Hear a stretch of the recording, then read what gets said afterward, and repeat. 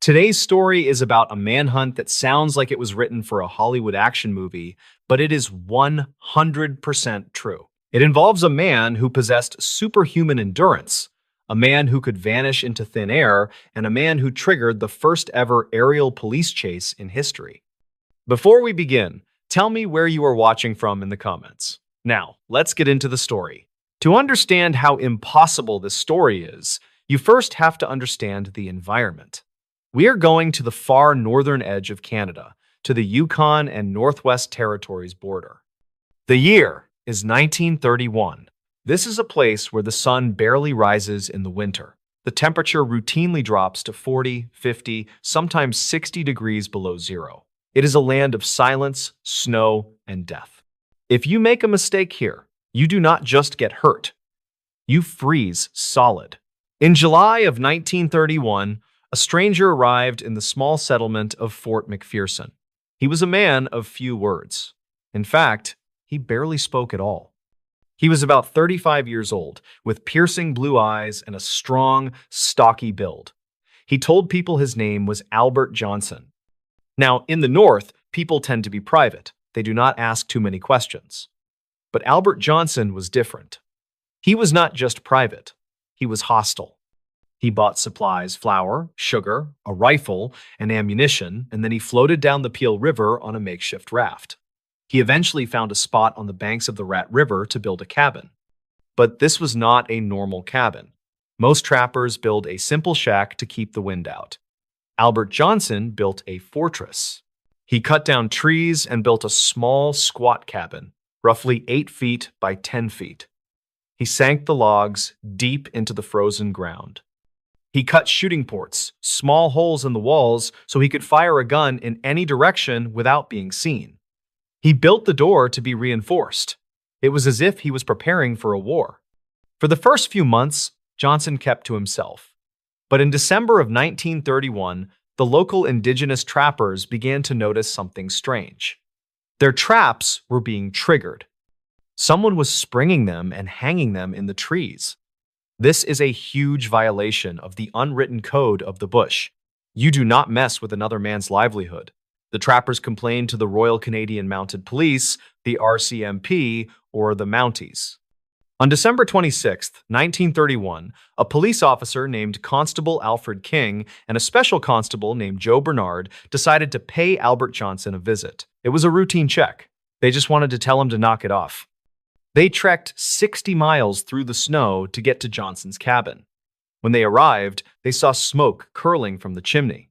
Johnson was inside. Constable King walked up to the door and knocked. "Mr. Johnson," he called out, "I am Constable King with the RCMP. I need to speak with you." Silence. King knocked again. "Mr. Johnson, open the door!" Inside the cabin, Johnson remained dead silent. But King could hear him moving. He could feel eyes watching him through one of those shooting ports. King looked at Bernard. This was weird.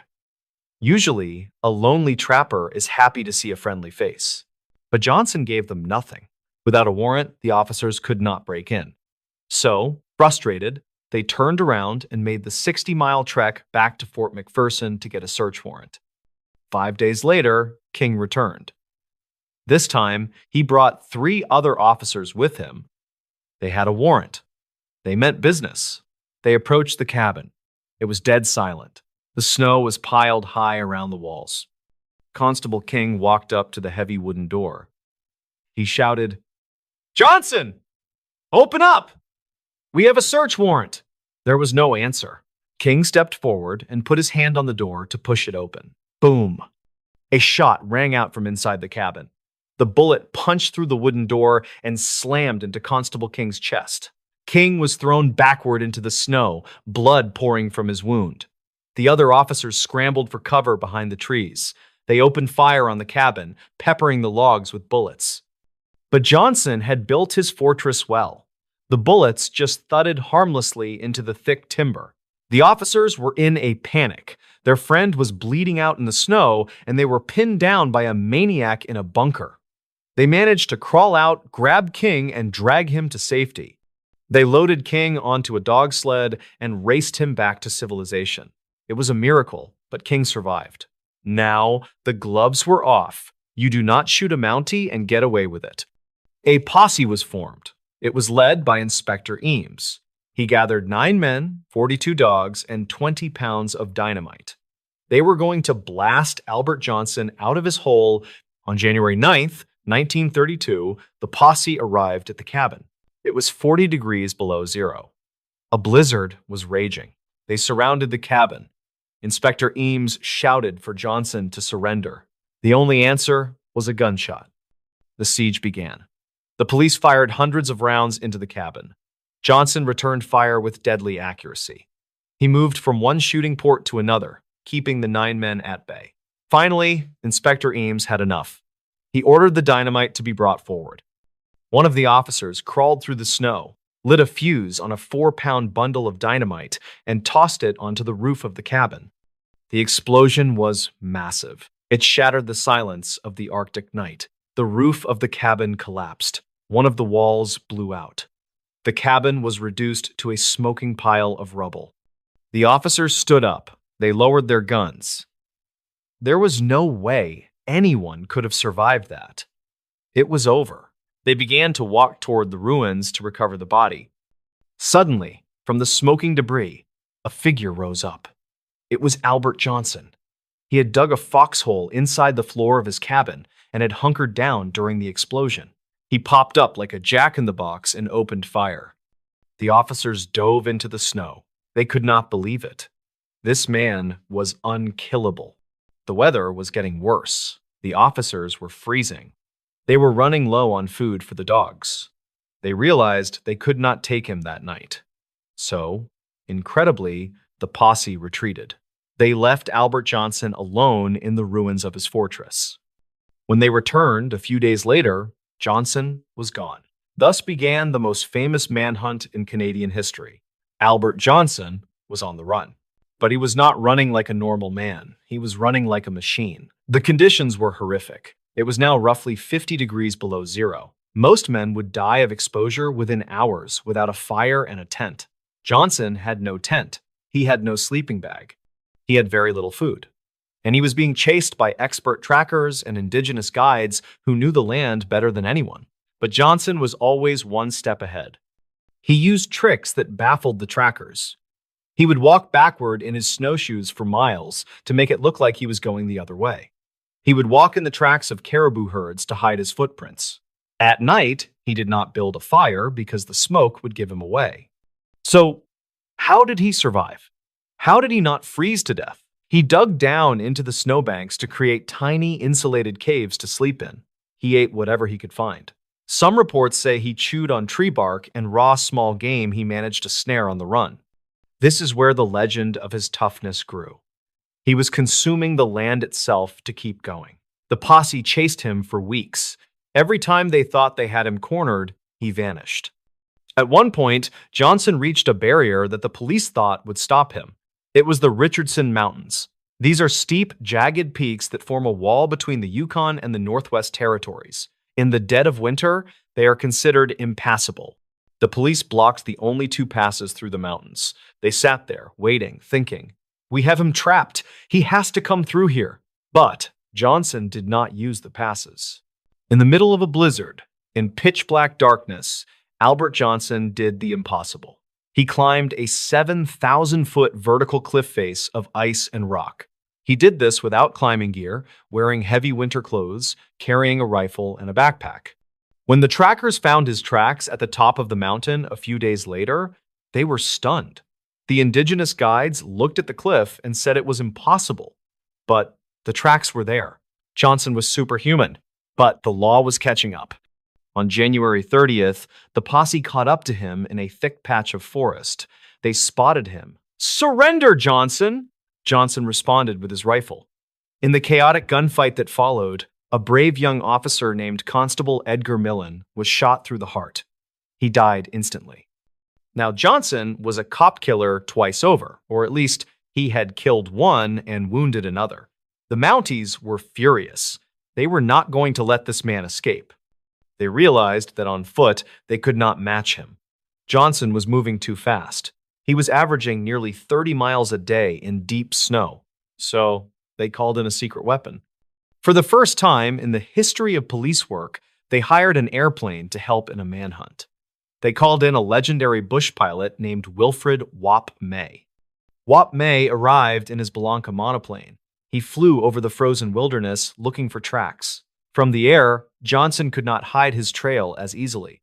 Whop May could spot the line of footprints leading through the snow and radio the position to the ground team. Johnson heard the plane. He tried to use the tactic of backtracking, walking in circles, confusing the trail. But the plane was relentless. On February 17th, 1932, the end finally came.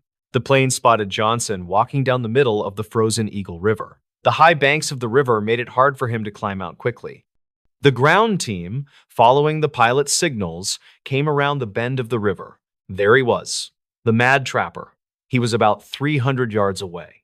He saw the police sleds coming. He saw the plane circling overhead. He knew there was nowhere left to run.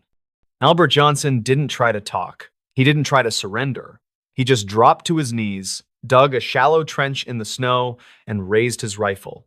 The police officers fanned out. They yelled for him to give up. Johnson fired. The shootout on the Eagle River was intense.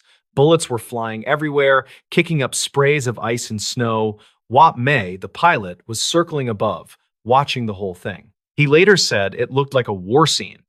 Johnson was hit, but he kept firing. He was hit again. He kept firing. Finally, a bullet severed his spine. The firing stopped. The officers waited. The wind howled over the ice. Slowly, carefully, they approached the body. Albert Johnson lay face down in the snow. He was dead. His body was a wreck. He was emaciated. He weighed less than 100 pounds. His face was sunken, his skin waxy from frostbite and starvation. He had practically eaten nothing for a month, yet he had outrun a team of well-fed men and dogs for 150 miles. But the mystery of the mad trapper did not end with his death. In fact, it only got deeper. When they searched his body, they found a few $1,000s in cash, a huge amount for 1932. They found some gold teeth in his pocket, which was strange. They found a compass, a knife, and some pills. But they did not find a single piece of identification. No wallet, no letters, no name. Albert Johnson was just a name he had given when he arrived. It was an alias. They took his fingerprints. They sent them to the FBI in America, to Scotland Yard in England, to police forces all over Canada. No match. Nobody knew who he was. Nobody knew why he had come to the Arctic. Nobody knew why he hated the police so much that he was willing to die rather than just talk to them about some beaver traps. For decades, theories ran wild. Was he a bank robber from Chicago hiding out? Was he a draft dodger from World War I? Was he a mentally unstable hermit? They exhumed his body, dug it up several times over the years to do DNA testing. Finally, in 2021, nearly 90 years after the shootout, a team of genetic investigators made a breakthrough. Using advanced DNA genealogy, they linked the mad trapper to a family in Sweden. His real name, they believe, was Patrick Ginter. But even with a name, we still do not have the why. We do not know what snapped in his mind.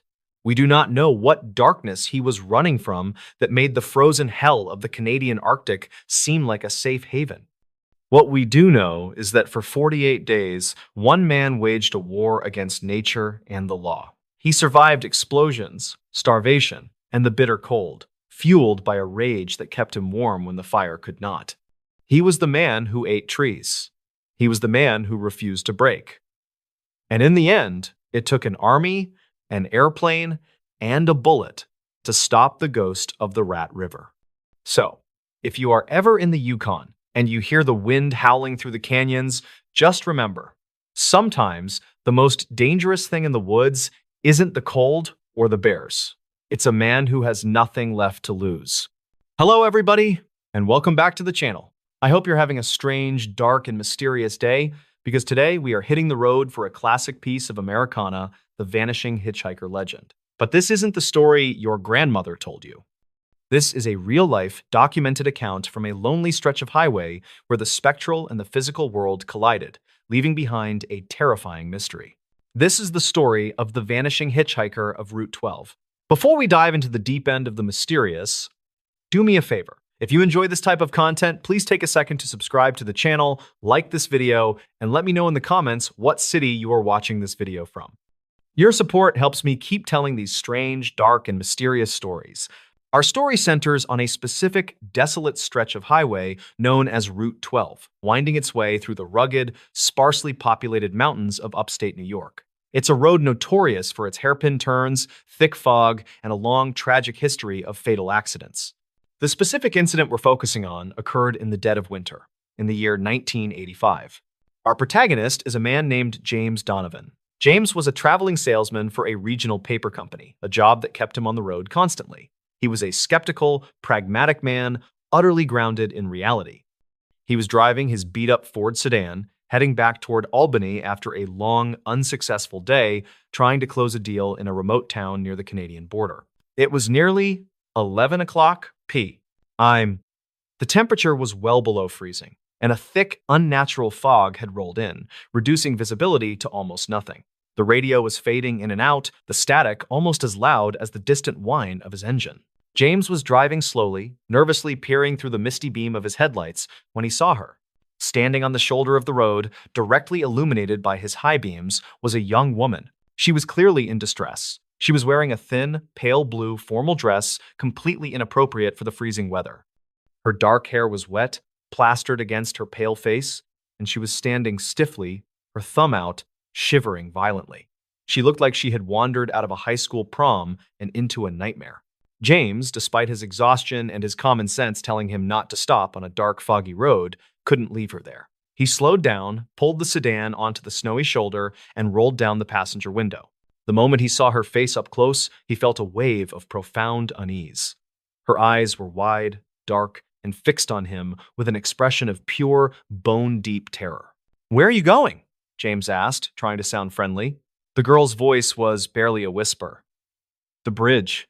I need to get to the old covered bridge, just up the road. Please, I have to get there now." Quote, James knew the bridge she meant. It was about 3 miles further down Route 12. It was an iconic, but very remote, landmark. "All right, hop in." "You're freezing," he said, reaching across to unlock the passenger door. The girl quickly opened the door and slid into the seat.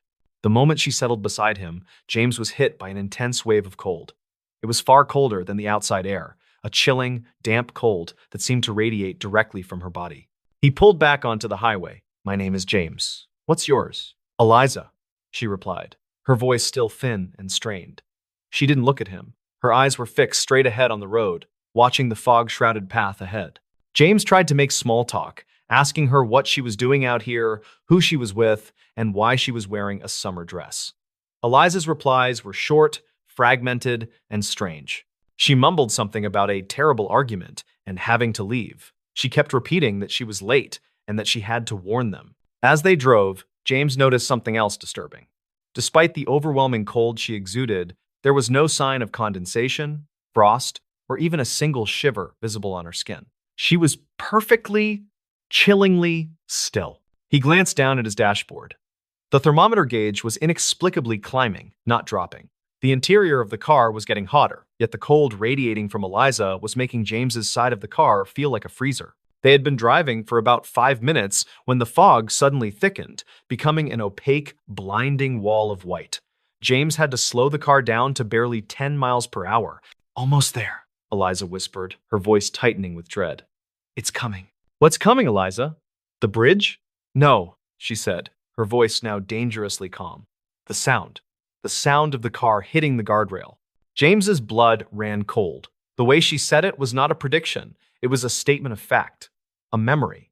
He realized the horror of the situation. He wasn't giving a ride to someone in trouble. He was giving a ride to someone who had already been in trouble. He slammed on the brakes, pulling the car to a shuddering halt in the middle of the empty highway. "Eliza, what are you talking about? Who are you?" he demanded, turning to face her. She finally looked at him. Her face was no longer pale. It was completely translucent, the color of milky glass.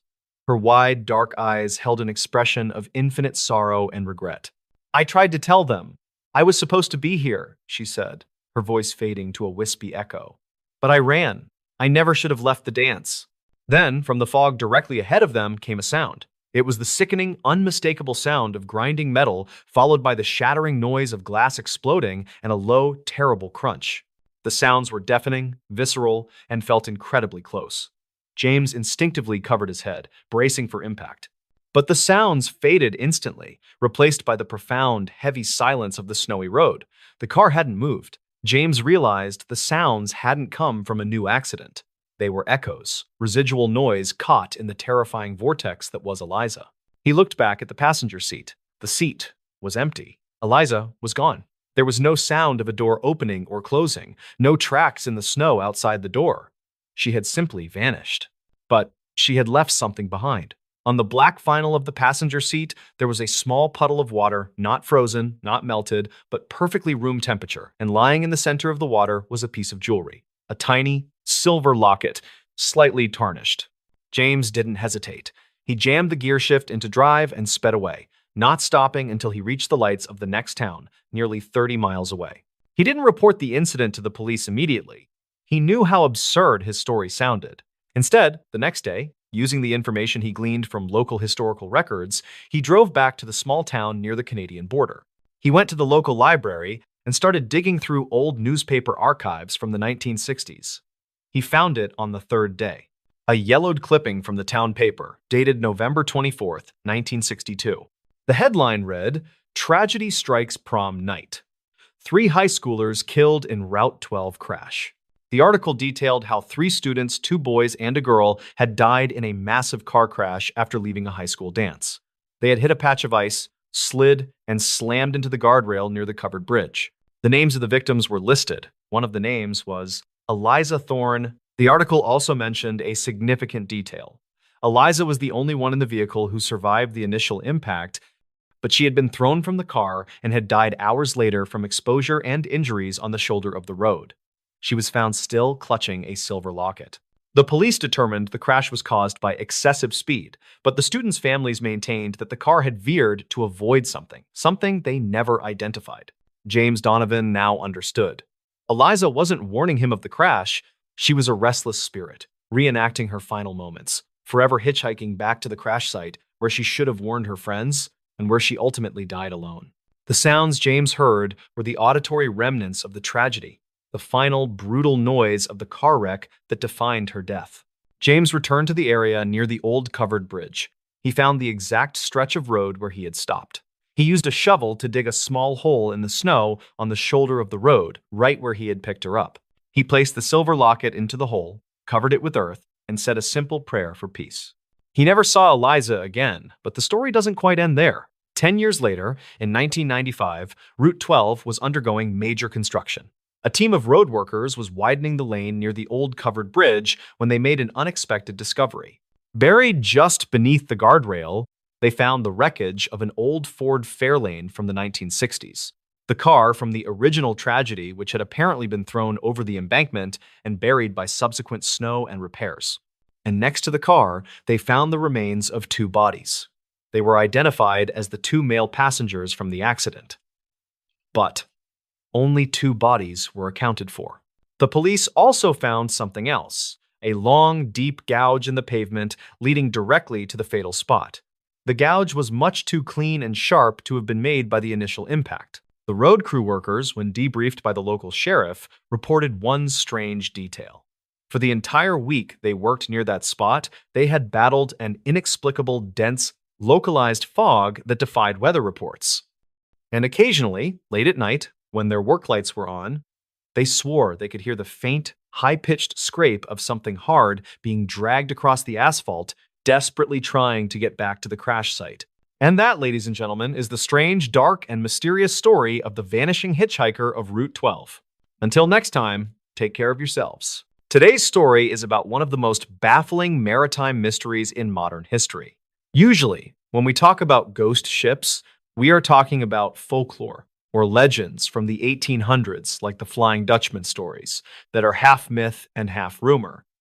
But today's story is about a real 1,300-ton steel cargo steamer, a ship that was abandoned by its crew, declared lost, and then proceeded to sail the Arctic Ocean alone, without a captain, without a crew, and without fuel, for nearly 4 decades. Before we begin, tell me where you are watching from in the comments. Now, let's get into the story. To understand how a massive steel ship can become a ghost, we first have to go to the frozen edge of the world. We are going to the Canadian Arctic and the coast of Alaska. The year is 1931. The ship in question was called the SS Bechimo. She was a tough, sturdy vessel. Originally built in Sweden, she was purchased by the Hudson's Bay Company. If you know anything about the history of the North, you know the Hudson's Bay Company was the titan of the fur trade. They needed ships that could take a beating. The Bechimo was exactly that. She was built to smash through ice. Her hull was reinforced with thick steel. For 9 years, she was the workhorse of the Arctic, sailing from Vancouver up to the northern coast of Canada, delivering supplies to remote outposts and picking up valuable furs. The crew of the Bechimo was led by Captain John Cornwell. Cornwell was not a man who scared easily. He was a veteran of the ice. He knew the waters, he knew the weather, and he respected the dangers of the North. In the summer of 1931, the Bechimo set off on what was supposed to be a routine run. They sailed north, threading their way through the treacherous waters, stopping at various trading posts. The trip was successful. The hold was full of furs worth millions of dollars in today's money. They turned the ship around and began the long journey home to Vancouver. But the Arctic in 1931 had other plans. Winter came early that year. And when winter comes to the Arctic, it does not knock on the door. It kicks the door down. By late September, the weather turned violent. The temperature plummeted. The sky turned a bruised purple and black, and the ocean began to solidify. On October 1st, the Bechimo was near the tiny settlement of Barrow, Alaska. This is the northernmost point of the United States. The water around the ship began to thicken into what sailors call Frazil ice, a slush that signals the ocean is freezing. Within hours, the slush turned into hardpack ice. The Bechimo, despite her reinforced hull and powerful steam engine, began to slow down. The ice was not just floating on the surface, it was squeezing the ship. Imagine a vice grip made of millions of tons of white concrete. Captain Cornwell pushed the engines to full power. The ship shuddered. The metal groaned. But the ice was too thick. The Bechimo ground to a halt. She was trapped. At first, the crew was not panicked. This happened in the Arctic. You get stuck, you wait for a shift in the wind, the ice opens up, and you move. They waited for 2 weeks, but the ice did not open. It got worse. The pressure against the hull became immense. The ship started to list or tilt to one side. The crew could hear the rivets popping. It sounded like gunshots ringing out through the steel hull. On October 15th, Captain Cornwell made a difficult decision. He realized that if the ice crushed the ship suddenly, his crew would be trapped inside and dragged to the bottom. He ordered the crew to abandon ship. They did not go far. They walked about a half-mile across the frozen ocean to the solid ice near the shore of Barrow. They built a makeshift shelter, a wooden hut, so they could keep an eye on the ship. Their plan was to wait out the winter, or at least wait until the ship was crushed so they could salvage the expensive furs. So, you have this surreal scene. 30-plus sailors, shivering in a wooden shack on the ice, watching their massive ship sitting helpless in the distance, stuck in the white grip of the frozen ocean. For weeks, they watched. The ship moved a little bit as the ice shifted, but she remained trapped. Then, on November 24th, 1931, the weather went from bad to apocalyptic. A blizzard struck the area. This was not a normal snowstorm. This was a whiteout hurricane. The wind screamed at over 60 miles per hour. The temperature dropped to minus 50 degrees. The visibility was zero. If you held your hand out in front of your face, you could not see your fingers. The crew in the hut huddled together, praying the roof would not blow off. For 3 days, the storm raged. They could not leave the hut. They could not see the ship. They could only listen to the wind howling like a banshee. Finally, the storm broke. The wind died down. The sun, which was barely rising at this time of year, cast a pale light over the frozen ocean. Captain Cornwell and his men stepped out of the hut. They looked toward the spot where the Bechimo had been stuck for over a month. The spot was empty. There was nothing there, just a jagged ridge of pressure ice. Captain Cornwell stared at the empty horizon. His heart sank. He assumed the obvious. The blizzard and the pressure of the shifting ice had finally crushed the hull, and the Bechimo had sunk to the bottom of the Arctic Ocean, taking the fortune in furs with her. The crew was devastated, but they were also resigned. The sea takes what it wants. They packed up their meager belongings and prepared to be rescued by planes that were scheduled to fly them out now that the cargo was lost. But just a few days later, a local Inuit hunter arrived at their camp. He looked confused. He asked Captain Cornwell, "Why are you still here? Why aren't you on your ship?" Cornwell looked at him and said, "My ship sank. It's gone." The hunter shook his head. "No," he said. "It didn't sink. I just saw it. It is floating about 45 miles away to the south." Cornwell was stunned. 45 miles? How could a ship move 45 miles through solid ice in the middle of a blizzard without a crew? Cornwell gathered a few of his men, and they took dog sleds to the location the hunter had described. Sure enough, there she was, the SS Bechimo. She was sitting crookedly in the ice, looking like a ghost. She was covered in snow, rigging frozen, but she was very much afloat. Cornwell boarded the ship. He expected to find it leaking and ruined. But miraculously, the ship was intact. The hull had not been breached. However, Cornwell made a calculation. He looked at the damage to the rudder, he looked at the winter setting in, and he decided that the ship was not seaworthy enough to be sailed back to civilization. He figured it was only a matter of time before she actually sank. So, the crew frantically unloaded the most valuable furs, about half the cargo, and loaded them onto sleds. They worked until they were exhausted. Then, for the second time, Captain Cornwell abandoned the Bechimo. He left her to die. He assumed that within a week she would be at the bottom of the sea. Captain Cornwell was wrong. This was the moment the SS Bechimo ceased to be a normal ship and became a legend, because the Bechimo did not sink. Instead, she began a journey that would defy the laws of probability. Months passed. Spring arrived in 1932. A dog sledder was traveling near the coast of Herschel Island, hundreds of miles east of where the ship was abandoned. He looked out at the water, and he saw a strange shape drifting in the fog. He got closer. It was a massive, rusty steamship. It was drifting silently, aimlessly. There was no smoke coming from the stack, no lights on the deck. It was the Bechimo. She had survived the winter alone. This was just the beginning. Over the next few years, reports started flooding in from all over the Arctic. Inuit hunters, explorers, and traders would report seeing the ghost ship of the Arctic. Sometimes she was stuck in the ice, looking like a monument. Sometimes she was drifting freely in open water, moving against the current as if she were being steered by an invisible hand. In 1933, 2 years after she was abandoned, a group of indigenous Alaskans and some fur trappers spotted the ship drifting near the coast. It was a calm day. They decided to board her. They thought, hey, there is still cargo on this ship. There are supplies. There is valuable equipment. They paddled their small boats out to the steel giant. They climbed up the rusted ladder. The deck was eerie. It was perfectly silent. The only sound was the wind whistling through the cables. They went below deck. It was like a time capsule. There were plates on the tables in the mess hall. There were books in the captain's quarters.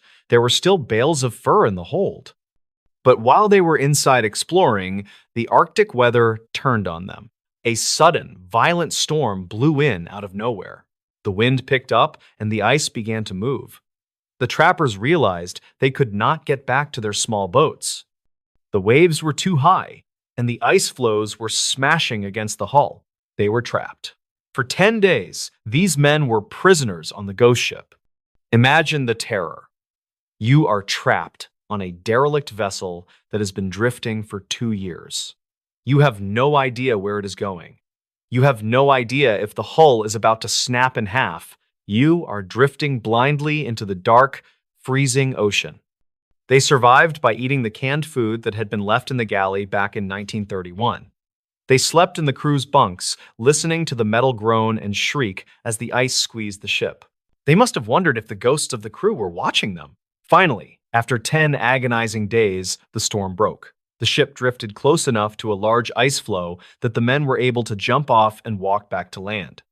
They left empty-handed, terrified, and happy to be alive. The Beichimo drifted away again, as if she had just wanted company for a few days. You would think that eventually someone would salvage this ship. I mean, it is a 1,300-ton vessel worth a fortune. In 1939, 8 years after the abandonment, a daring captain named Hugh Poulsen spotted the Beichimo. Captain Poulsen was a man of action. He saw the ship and said, "I am going to bring her in."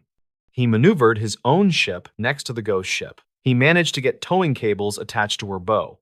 This was it. The Beichimo was finally going to be captured. But the Beichimo seemed to have a will of its own. As soon as Poulsen began to tow her, the ice moved in. It was almost targeted. Massive blocks of jagged ice began to slam into Poulsen's ship. The tow lines pulled tight, threatening to capsize his vessel. The ice was closing in so fast that Poulsen realized he had a choice. He could cut the Beichimo loose, or he could go down with her. With a heavy heart, Poulsen ordered his crew to take axes and chop the tow lines. The cables snapped with a sound like a whip crack. The Beichimo drifted free, disappearing into the white mist. It was almost as if the ship was mocking him. She refused to be owned. She refused to be saved. The years rolled on. 1940, 1945, 1950. The world changed. World War II happened. Man invented the atomic bomb, jets started flying in the sky, and through it all, the SS Beichimo kept sailing. She became a part of the landscape. Pilots flying over the Arctic would look down and see her, a rusty brown speck in a world of white. She was seen off the coast of Alaska. She was seen in the Beaufort Sea. She was seen near the Chukchi Sea. She covered thousands of miles, zigzagging back and forth, defying every prediction of naval architects who said she should have sunk decades ago. How was this possible? How can a steel ship survive the crushing power of the Arctic ice for that long without maintenance? Theories abound. Some say she was just lucky, always finding the path of least resistance. Others say she was light in the water because the heavy cargo had been removed, allowing her to ride up on top of the ice rather than being crushed by it. And of course, the locals began to whisper that the ship was cursed or possessed, steered by the spirits of the North who wanted to keep her as a trophy. The final confirmed sighting of the SS Beichimo happened in 1969. Think about that. 1969. That is the year humans walked on the moon. That is 38 years after she was abandoned. A group of Inuit hunters in the Beaufort Sea saw the ship. She was frozen in a large pack of ice, looking more like a part of the iceberg than a ship. She was rusted, battered, and beaten, but she was still upright. She was still there. After 1969, she vanished. No one has seen her since. In 2006, the Alaskan government launched a project to find the ghost ship of the Arctic.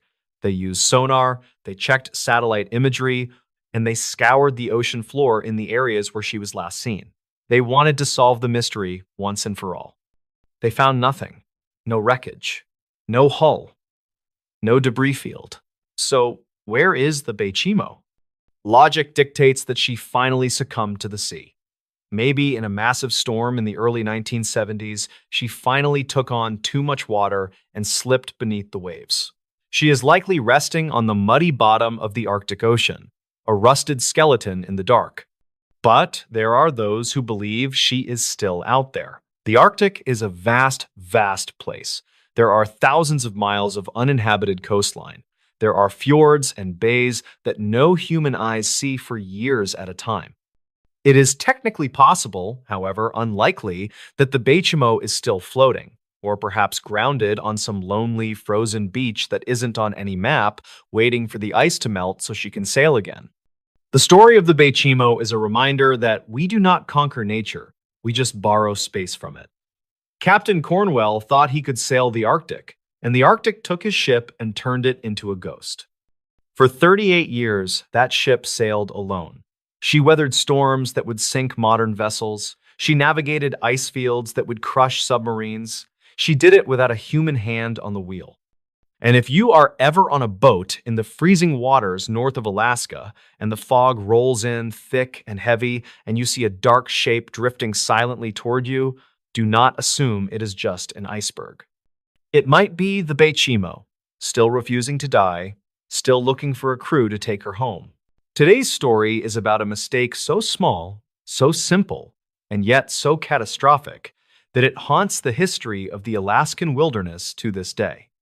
It is a story about how a single gesture, a movement of the hand that took less than 3 seconds, sealed a man's fate in one of the most unforgiving places on Earth.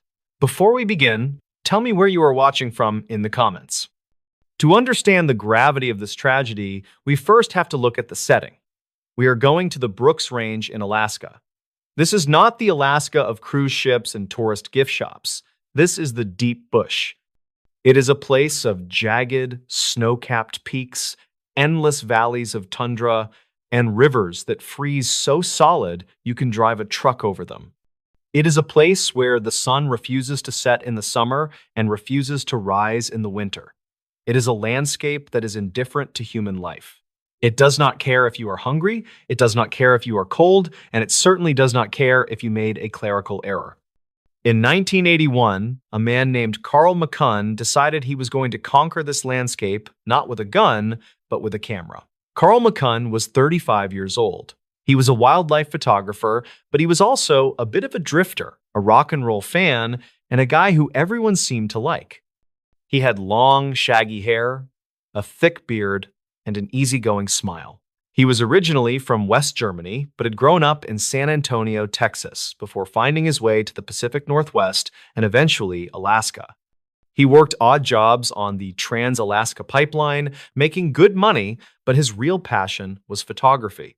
Carl had a dream. He wanted to do what the great nature photographers did. He wanted to immerse himself in the wild, alone, for months on end, to capture the raw beauty of the Alaskan wilderness without the interference of civilization. He wanted to photograph the caribou migrations, the wolves, the bears, and the changing of the seasons. So, in late 1980, he began planning his magnum opus.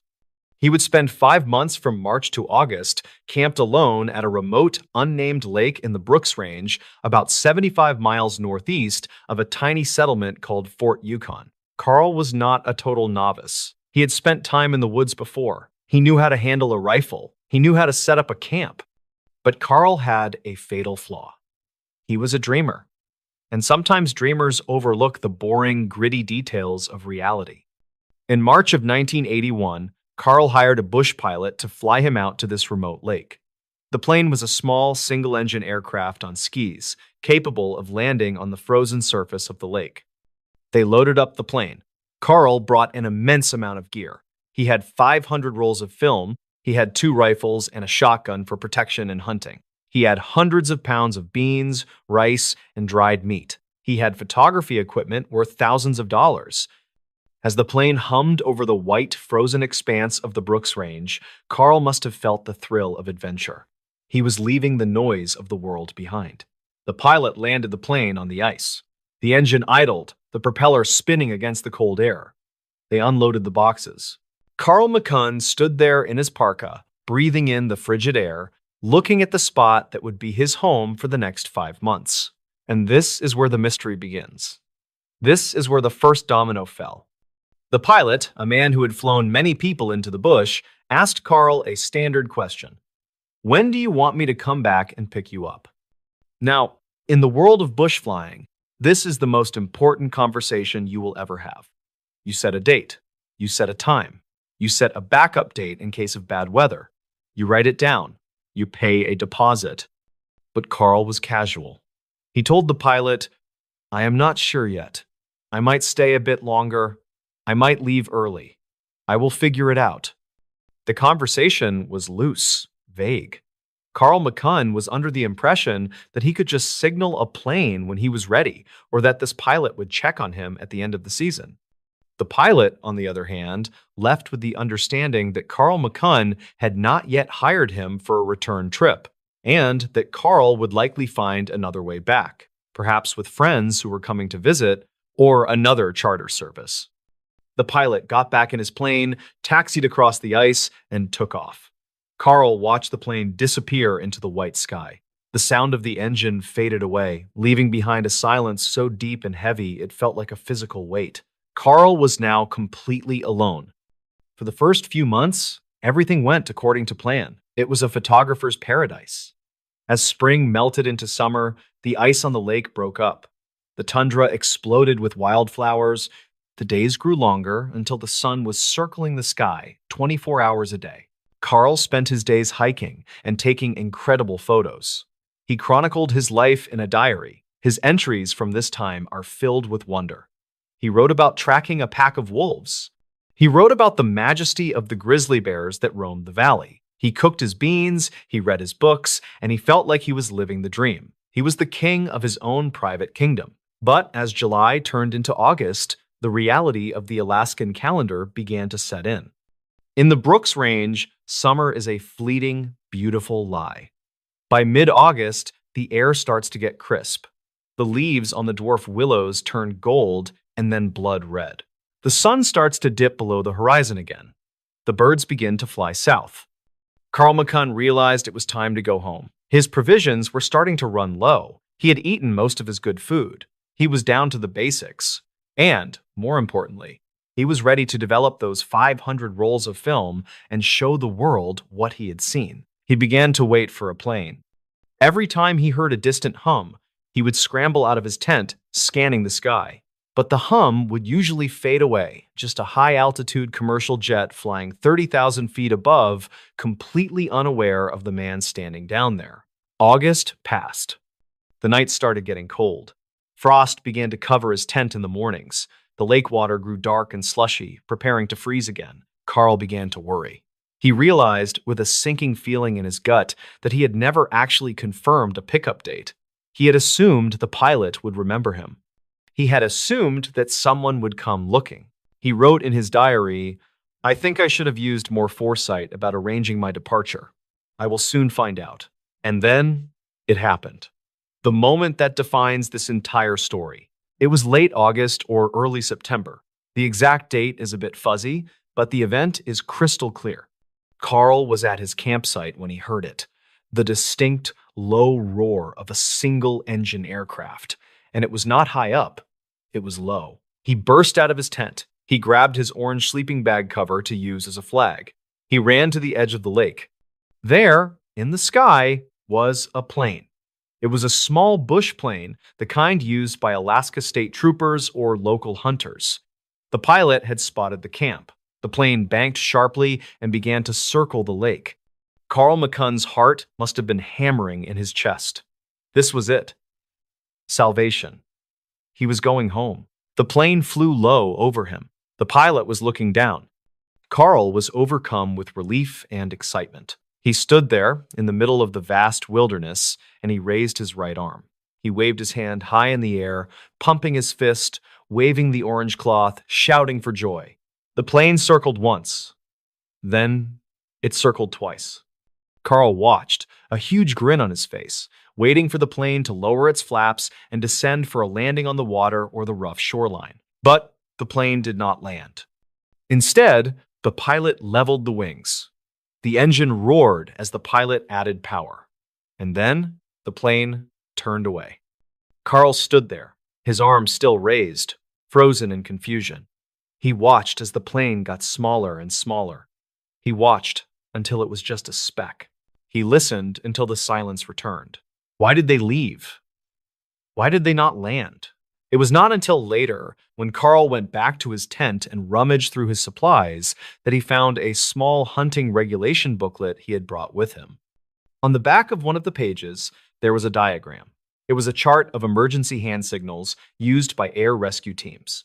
He looked at the chart, and his blood ran cold. The chart showed two different signals. One signal meant, "I need help. I am in distress. Pick me up." To make this signal, you were supposed to raise both arms above your head, forming the shape of the letter Y for "Yes, I need help." The other signal meant, "I am okay. All is well. Do not wait." To make this signal, you raise one arm in the air. Carl McCunn, in his excitement to greet the pilot, had raised one arm. To the pilot looking down from above, he saw a man standing by a well-organized camp, looking healthy, waving one arm casually. The pilot interpreted this as a friendly traveler, saying, "Hello, I am fine. Great day for a flight." The pilot had actually dipped his wings, a signal meaning message received, and flown away, thinking he had just checked on a happy camper who wanted to be left alone. Carl McCunn had waved goodbye to his only chance of survival. The psychological blow of this realization was devastating. But Carl was a tough guy. He tried to stay positive. He wrote in his diary about his stupidity, but he also wrote that surely someone else would come. But no one else came. September hit like a hammer. The snow started to fall. The lake froze over completely. Now, Carl was in a fight for his life, but he was fighting a losing battle. He was out of food. He had spent months hiking and burning calories, and now he had no fuel to put back in his body. He tried to hunt, but the animals had migrated or gone into hibernation. The caribou were gone. The bears were sleeping. He managed to shoot a few ducks and muskrats, but it was not enough. He started digging into the snow to find dried rose hips, tiny berries that offered almost no nutritional value. His body began to consume itself. This is what happens during starvation. First, the body burns fat. Carl lost all his body fat. Then, the body begins to eat the muscles. Carl became weak. Walking became a chore. Gathering firewood became a marathon event. The temperature plummeted to 20 degrees below zero, then 30 below, then 40 below. His tent, which was designed for three-season camping, was not built for an Arctic winter. He had to keep a fire going constantly, but he was too weak to chop wood. He started burning his notebooks. He contemplated burning his film, the very reason he was out there, but he couldn't bring himself to destroy his work. By November, Carl McCunn was a skeleton. He was suffering from frostbite. His hands and feet were turning black. The pain was excruciating. His diary entries from this time are heartbreaking. They shift from the observations of a naturalist to the ramblings of a man staring into the abyss. He wrote about dreams of food. He wrote about steak, about chocolate, about his family in Texas. He hallucinated that he heard planes, but the sky was empty. He knew he was not going to make it. He calculated the calories he needed versus what he had, and the math simply did not work. In late November, the darkness was almost total. The sun barely crested the horizon. Carl made a decision. He was not going to let the cold take him slowly. He was not going to lie there and freeze to death in agony while his mind unraveled. He sat down and wrote his final entry. It was a letter to his father and his friends. He asked them to forgive him for his carelessness. He gave instructions on how to develop his film. He wanted his photos to be seen. He wanted his life to have meant something. He wrote, "I have used my last bullet." This was not entirely true, as investigators would later find out, but it was a poetic way to say he had made his choice. Sometime in late November or early December of 1981, Carl McCunn lay down in his sleeping bag. He was wrapped in every piece of clothing he owned. He was emaciated, weighing perhaps half of what he weighed when he arrived. He took his rifle, he positioned it, and he pulled the trigger. The silence returned to the valley. The snow continued to fall, burying the tent, burying the man, and burying the camera gear that held the images of a beautiful, deadly summer. Months passed. The winter raged on. It was not until February 2nd, 1982, that an Alaska state trooper piloted a plane over the area. He noticed a tent half buried in the snow. It looked abandoned, but something felt wrong. Usually, trappers or hunters would have packed up by now. The trooper landed the plane on the frozen lake. He strapped on his snowshoes and hiked up to the campsite. The scene was eerie. It was perfectly silent. The wind whistled through the bare trees. The trooper approached the tent. He called out, "Hello? Anyone home?" There was no answer. The trooper unzipped the frozen door of the tent. Inside, he found the frozen body of Carl McCunn. He was incredibly thin, his face gaunt. Next to him was his diary, and right near the body was his driver's license. Carl had taken it out and placed it clearly in view so that whoever found him would know exactly who he was without having to search his pockets. It was a final act of consideration from a man who had been known for his kindness. But the most haunting thing found at the campsite was a small note, scrawled on a piece of paper. It read, "Dear God in heaven, please forgive me my weakness and my sins. Please look over my family." And then, a second note, perhaps the most tragic of all, "They flew right over me. I waved, they waved back, and then they left." The story of Carl McCunn became a legend in Alaska, a cautionary tale told to every greenhorn and newcomer who steps off a plane in Fairbanks or Anchorage. The photos he took were eventually developed. They were stunning. They showed the breathtaking beauty of the Brooks Range, the jagged mountains, the wildflowers, the herds of caribou moving like a river across the land. They showed a man who was deeply in love with the world. But looking at those photos now, it is hard not to see the ghost in the frame. It is hard not to think about the man behind the camera, the man who had everything he needed to survive, except for a calendar and a clear understanding of a hand signal. It is a reminder that in the wild, the line between life and death is razor thin. It is not always a bear attack or a fall from a cliff that kills you. Sometimes it is just a misunderstanding. Sometimes it is just a wave of the hand. Carl McCunn wanted to be one with nature. In the end, nature claimed him completely. He became part of the frozen landscape he loved so much, leaving behind only a tent, 500 rolls of film, and a story that makes you wonder.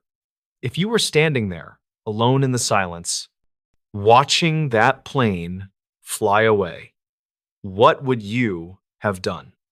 So, the next time you are out in the woods, or even just hiking a local trail, remember Carl. Make a plan. Tell someone where you are going. And if you ever see a plane and you need help, remember to use two hands, because one hand might just be a wave goodbye. Today's story is about a journey that was supposed to be a victory lap, but turned into a slow-motion nightmare.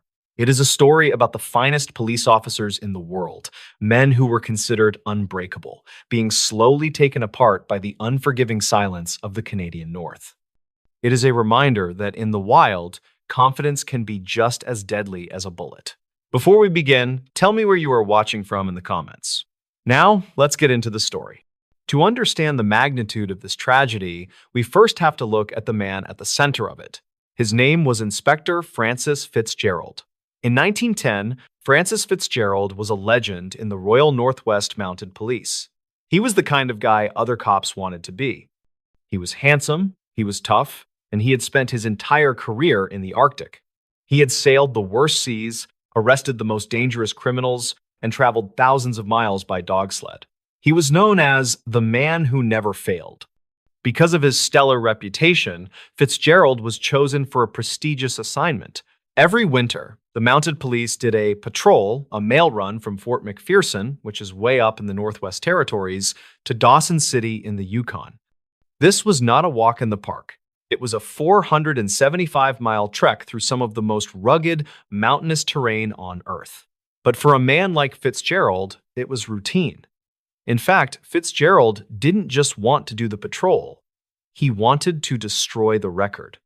He wanted to make the trip faster than anyone had ever done it before. He selected his team carefully. He picked 3 men. First, there was Constable Richard Taylor. He was a powerhouse, a veteran woodsman who was fit and strong. Then there was Constable George Kinney. He was not as tough as Taylor, but he was reliable. Finally, there was Special Constable Sam Carter. Carter was an expert herdsman and a longtime resident of the North. So, You have four tough, experienced men. They had the best dogs. They had the best equipment. They were the dream team of the Arctic. But right before they left, there was a red flag, a massive red flag. A local indigenous guide offered to go with them. The route from Fort McPherson to Dawson City is tricky. There are hundreds of rivers and creeks that all look exactly the same. If you take one wrong turn, you end up in a dead end. Fitzgerald looked at the guide and shook his head. He said, "No thanks. I have a map, I have a compass, and I have Sam Carter. He knows the way." Fitzgerald was so confident in his ability to move fast that he made a critical calculation. He decided to travel light. He packed enough food for 30 days. The trip usually took roughly 30 to 40 days.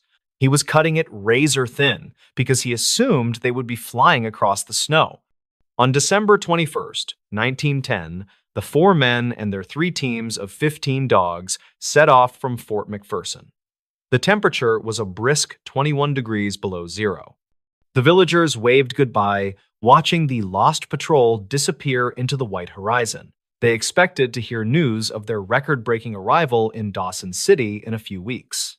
For the first week, everything went according to plan. The team was making incredible time. They were covering 20 miles a day. They laughed, they joked, and they camped under the northern lights. Fitzgerald felt validated. He didn't need a guide. He was the master of the North. But on New Year's Day, 1911, the luck ran out. A massive snowstorm hit. The trail, which was usually visible, was buried under feet of fresh powder. The landmarks were erased. Fitzgerald began to rely heavily on Sam Carter to navigate. But there was a problem. Sam Carter had only done this route once before, and it was 5 years ago, and he had done it in the opposite direction. The terrain started to look unfamiliar. They were searching for a specific river called the Little Wind River. It was the key to crossing the mountain range. Sam Carter looked at a frozen creek and said, "This is it. This is the turn." Fitzgerald checked his map. It didn't look quite right, but he trusted his man. He trusted the experience. So the patrol turned right, heading up a steep, winding canyon. They traveled for days up this river. The going got harder. The snow got deeper. The dogs were struggling. Finally, after wasting nearly a week fighting their way up this canyon, the river just ended. It fizzled out into a dense forest of willow and jagged rocks. It was a dead end. They had taken the wrong turn. Fitzgerald stood there, looking at the dead end, and the weight of his mistake crashed down on him. They had wasted precious food and precious energy going the wrong way. He checked the supplies. They had enough food left for maybe a week or two, but they were only halfway to Dawson City. Fitzgerald made the only decision he could. He said, "We have to turn back. We have to go back to Fort McPherson." It was January 12th, 1911.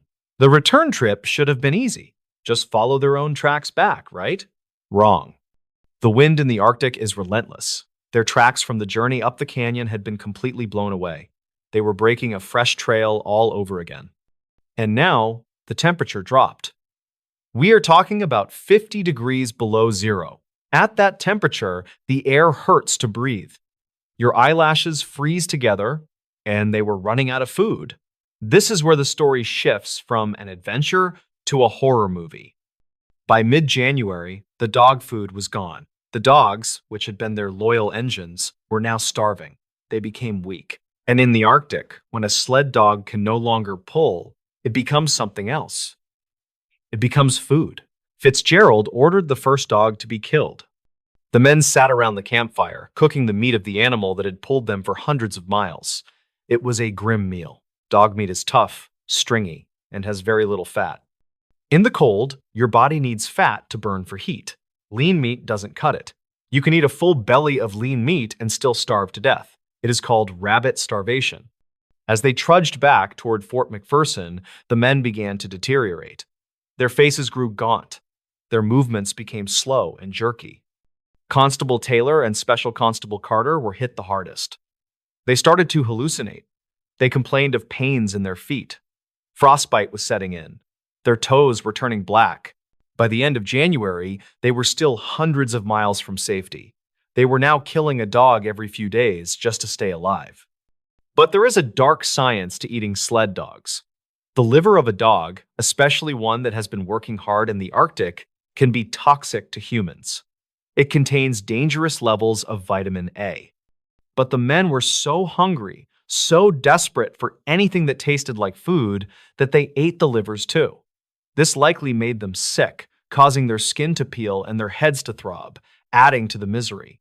On February 5th, the group reached a breaking point. They were back at the river where they had made the wrong turn. But they were broken men. Taylor and Carter could barely walk. They were stumbling, falling, and crying out in pain. Fitzgerald looked at his team. He knew that if they stayed together, they would all die. Taylor and Carter were moving too slow. So, Fitzgerald made a desperate gamble. He decided to leave the two sick men behind with a small amount of equipment and camp. He and Constable Kinney, who was still somewhat mobile, would make a mad dash for Fort McPherson. They would run, get help, and send a rescue team back for the others. It was a noble plan, but it was a doomed plan. Fitzgerald and Kinney left their friends. They took the strongest remaining dogs and started running. But running is a strong word. They were shuffling. They were skeletons in parkas. A few days after they split up, Fitzgerald and Kinney realized they weren't going to make it. They were too weak. The snow was too deep. And then something truly heartbreaking happened. They realized that Taylor and Carter, the men they had left behind, had not stayed in camp. In a delirium of fear and madness, the two sick men had tried to follow them. Fitzgerald and Kinney stopped. They waited. Eventually, the two groups merged again. But now, nobody had any strength left. The dogs were all gone. They had eaten every single one. They were boiling the leather harnesses and the rawhide straps of their snowshoes to drink the broth, just to get the taste of something organic in their mouths. On February 12, 1911, the diary of Inspector Fitzgerald goes silent. Back at Fort McPherson, the weeks had ticked by. People were getting worried. The lost patrol should have been back, or a message should have arrived from Dawson City saying they made it. But the telegraph line was silent. A corporal named William Dempster, a man who respected Fitzgerald but knew the dangers of the land, decided to launch a rescue mission. He gathered a team of indigenous trackers and set out to find the lost legends. Dempster moved fast. He followed the trail. He found the abandoned campsites, and at each campsite, he found evidence of the horror. He found dog paws severed and left in the snow. He found harnesses cut up and chewed on. On March 21st, 1911, 3 months after the patrol had left, Corporal Dempster was traveling down the Peel River, just about 25 miles from Fort McPherson. 25 miles. That is one long day of hiking. They were so close. Dempster saw something in the distance. It was a blue handkerchief tied to a tree branch, fluttering in the wind. He approached it slowly. Beneath the tree, buried under a layer of fresh snow, were two shapes. Dempster brushed the snow away. It was Constable Taylor and Special Constable Carter. They were lying side by side. They were emaciated beyond recognition. Their faces were skeletal. Carter's hands were folded over his chest. Taylor had evidently died first, and Carter, in his final moments, had tried to cover his friend with a sleeping bag before lying down to die himself. But where were Fitzgerald and Kinney? Dempster and his team continued searching. They found tracks leading away from the bodies. Fitzgerald and Kinney had tried one last, desperate push. They had left their dead friends to try and crawl the last 25 miles. About 10 miles further down the river, Dempster found a makeshift campsite. There was a kettle sitting on the remains of a fire that had burned out weeks ago. Inside the kettle was half-cooked piece of moose skin, part of their boots. And lying next to the fire were the bodies of Inspector Francis Fitzgerald and Constable George Kinney. Fitzgerald was lying on his back. Even in death, he looked like he was trying to maintain some dignity. But the scene was horrific. He weighed less than 100 pounds. Dempster searched Fitzgerald's pockets. He found a piece of charcoal and a piece of paper. On it, Fitzgerald had written his last will and testament. It was a message to his wife. The note was shaky, written by a hand that was freezing to death. It read, "All money, watch, map, and furs is left to my beloved wife, Leela, and daughter. God bless you." And then, underneath that, a final line that summed up the entire tragedy. A confession from the man who never failed, the man who thought he could beat the North. He wrote, "My last hope is gone." The discovery of the lost patrol shocked the world. It was front-page news in London, New York, and Ottawa. How could the best of the best die like this? An inquiry was held. They analyzed every decision Fitzgerald made. They concluded that it was a combination of bad luck, bad weather, and one fatal flaw: hubris. Fitzgerald wanted the speed record so badly that he refused a guide. He wanted to travel so light that he didn't bring enough food for an emergency. He trusted his own legend more than he trusted the reality of the landscape. When the bodies were examined, it was determined that they had died of starvation and exposure. But the psychological torture they endured, the realization that they had taken a wrong turn, the eating of the dogs, the slow march toward a home they would never see is unimaginable. They were buried in Fort McPherson. Their graves are still there today, 4 white picket fences in a row, marking the resting place of the lost patrol. The Royal Northwest Mounted Police changed their rules after this. They made it mandatory to hire indigenous guides for long patrols. They established food caches along the route so that no one would ever starve again. But the lesson of Inspector Fitzgerald remains. The Arctic is a place of absolute truth. It does not care about your rank. It does not care about your past victories. It does not care if you are a hero. If you take a wrong turn and you are not prepared, the wind will bury you just the same. So, the next time you are planning a trip and you think you don't need a map because you have a good sense of direction, just remember the lost patrol. Remember the blue handkerchief tied to a tree just 20 miles from safety. And remember that sometimes the most courageous thing you can do is admit that you need help. Hello, everybody, and welcome back to the channel. I hope you're having a strange, dark, and mysterious day, because today we are diving into a cold case that has baffled law enforcement for decades. A perfect, clean disappearance where the evidence contradicts itself, leaving behind a profound and unnerving mystery. This is a story about how a person can vanish completely, leaving behind only their perfectly preserved and utterly normal life. This is the story of They Found the Car, but Never the Driver. Before we dive into the deep end of the mysterious, do me a favor. If you enjoy this type of content, please take a second to subscribe to the channel, like this video, and let me know in the comments what city you are watching this video from. Your support helps me keep telling these strange, dark, and mysterious stories. Our story begins in the vast, desolate landscape of the American Great Basin, specifically in the state of Nevada in the summer of 1994. This is a region of long, empty highways and expansive desert where the nearest sign of civilization might be 50 miles away. Our central figure is a man named Peter Graham. Peter was a 35-year-old software engineer from Sacramento, California. He was a creature of habit, known for his punctuality and meticulous organization. In July of 1994, Peter took a week off work, telling his family he was driving to Salt Lake City, Utah for a solo hiking trip in the mountains. He left his home on a Friday morning, driving his brand new metallic blue Ford Explorer. He was expected to call his wife, Carol, that Sunday evening upon checking into his hotel in Salt Lake City. Sunday came and went. Carol did not receive a call. Monday morning, Peter did not check in to his office. By Tuesday, Carol filed a missing person report.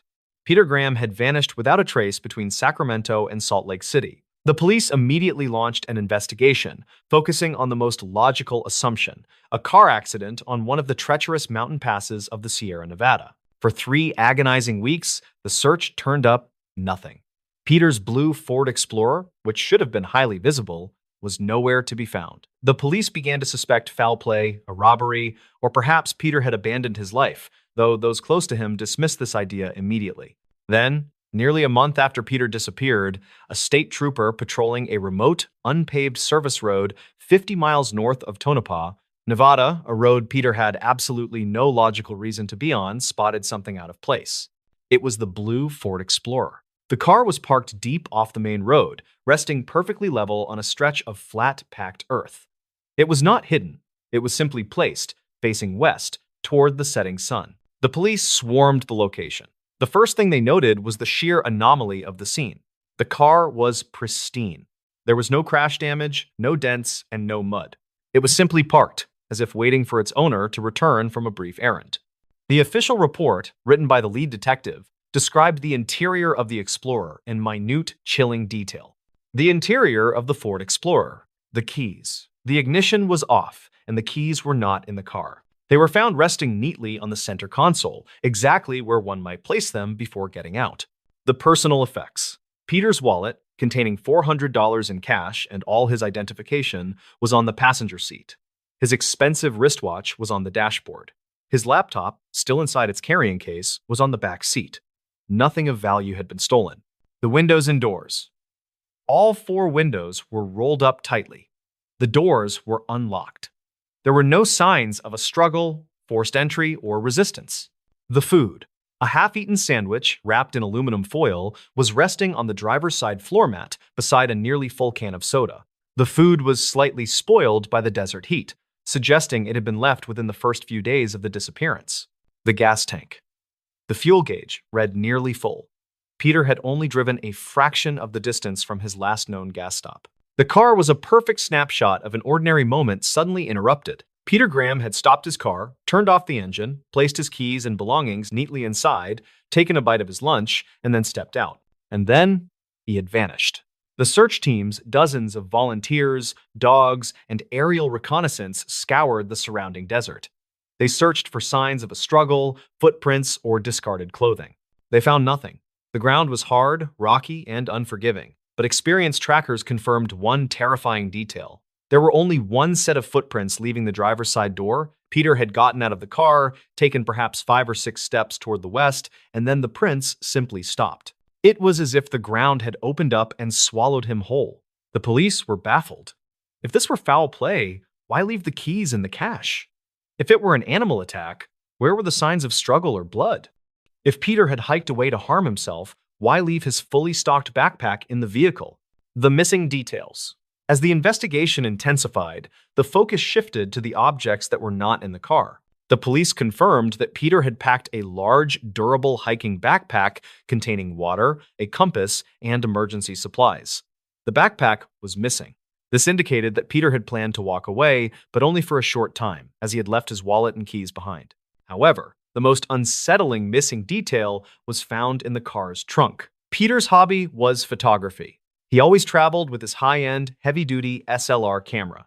The camera was not in the car, nor was the special rolling tripod he always used. When Carol was shown the list of contents, she revealed an additional, horrifying detail. Peter had loaded a brand new roll of 36 exposure film into his camera the night before he left. This film was now missing. The detective theorized. Peter had parked, had lunch, grabbed his backpack and his camera, and walked a short distance into the desert to take a photo. But what would compel a meticulous man to leave his entire identity and his means of travel behind just for a picture? The police searched the entire area for the camera or the tripod. They even tried to find signs of a camera bag, believing the tripod might have been used to secure a camera for a long exposure. Nothing was found. The case went cold, quickly devolving into urban legend. Peter Graham was presumed dead, but his manner of disappearance was considered the perfect, impossible crime. The phone call. The story takes a chilling turn 3 years later, in 1997. Carol Graham had moved to a new state and was trying to piece her life back together. She had changed her phone number and was living under a cloud of grief and unanswered questions. One afternoon, her phone rang. It was an unknown number, and the voice on the other end was distorted, faint, and riddled with static, as if speaking from a very long distance. "Hello?" Carol asked. The voice crackled back. "Carol?" It was Peter.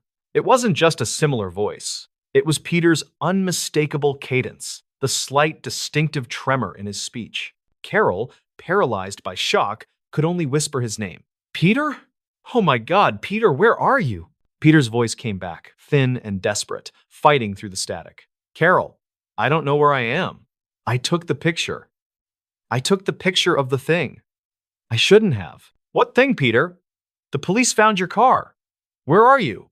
The air is wrong here. It smells like ozone and dry ice." Carol, I'm trying to develop the film. I have to see the photo. His voice was rising to a frantic pitch. The tripod. I put the tripod on the structure, Carol. It wasn't a mountain. It was too sharp. It was geometric. Carol was sobbing now. Please, just tell me where you are. I can find you. I'm close. I can see the lights. I can see the blue car, Peter whispered, his voice suddenly dropping to a horrifyingly clear tone. Carol, I think I'm standing next to the car, but the air is black here. The sun isn't working. He was describing his location, precisely the place where the car was found, but he was clearly experiencing the reality glitch that defined Peter's story. The final words Carol heard, before the line went dead, were choked with terror. The structure. It's dissolving the film. It's dissolving me. Carol, look at the picture. Look at what I took. The line went silent. The call was untraceable, originating from a single low-power cell signal that flickered once near the original desert location and then vanished forever. The police revisited the site, checking for any new physical evidence, including any sign of a geometric structure, but the desert floor was undisturbed. The mystery of Peter Graham remains one of the most frustrating disappearances on record. The evidence suggests two terrifying possibilities. He stepped out of reality, that the location where he parked was a brief, localized anomaly, a tear in the dimensional fabric. Peter stepped out of his car, carrying his camera to photograph something impossible, and that object or event simply erased him from this reality. The stopping of his footprints is the moment he passed through the barrier. The car is a beacon, that the perfectly preserved car, with all his valuables, wasn't abandoned. It was left as a deliberate, static marker. Peter's final phone call suggests he was still connected to that location, perhaps standing next to the car, trapped in a mirrored dimension where his world was dark, and his only link was the final roll of film documenting the impossible structure he stood on. The blue Ford Explorer was eventually sold at auction, but the desert road where it was found is now avoided by locals. They claim that if you drive down that road late in the afternoon, sometimes you can see a strange, rhythmic flashing light in the distance, the brief, powerful flash of an old SLR camera, taking a picture of the setting sun, desperately trying to capture the last image of the world it used to know. And that, ladies and gentlemen, is the strange, dark, and mysterious story of the time they found the car, but never the driver.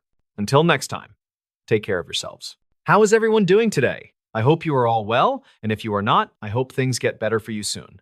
Welcome back to the channel. I've got a true story for you today.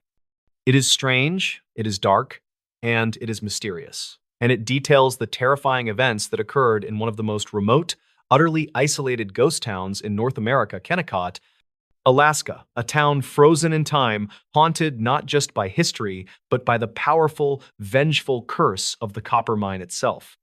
Before we get into the story, I want to ask you a quick question. Where in the world are you watching this video from right now? Go down into the comment section and let me know. I always enjoy seeing how far the strange, dark, and mysterious family extends. Now, let's get into the story. Our narrative takes us back to the far northern frontier of Alaska, high up in the Wrangell Street Elias National Park, to a ghost town named Kennecott. Kennecott was once a booming, thriving mining camp built almost entirely around a massive copper deposit discovered in the early 1900s. It was an industrial marvel, accessible only by a single winding railroad track deep in a wilderness defined by immense glaciers and towering, impossibly cold mountains. The town was abandoned abruptly in 1938 when the copper ran out. The company packed up its operations, but rather than removing the buildings, they simply locked the doors and walked away. The result is a perfectly preserved, silent industrial town of colossal wooden structures, mill buildings, and processing facilities, all left at the mercy of the brutal Alaskan winters. The entire place is a frozen monument to greed and haste. Our story focuses on a team of 3 civilian engineers and 1 historian hired by the National Park Service in the early 1990s. Their mission was straightforward: assess the structural integrity of the massive mill building, the largest wooden structure in Alaska, before the Park Service could begin preservation efforts. They were essentially historians of decay.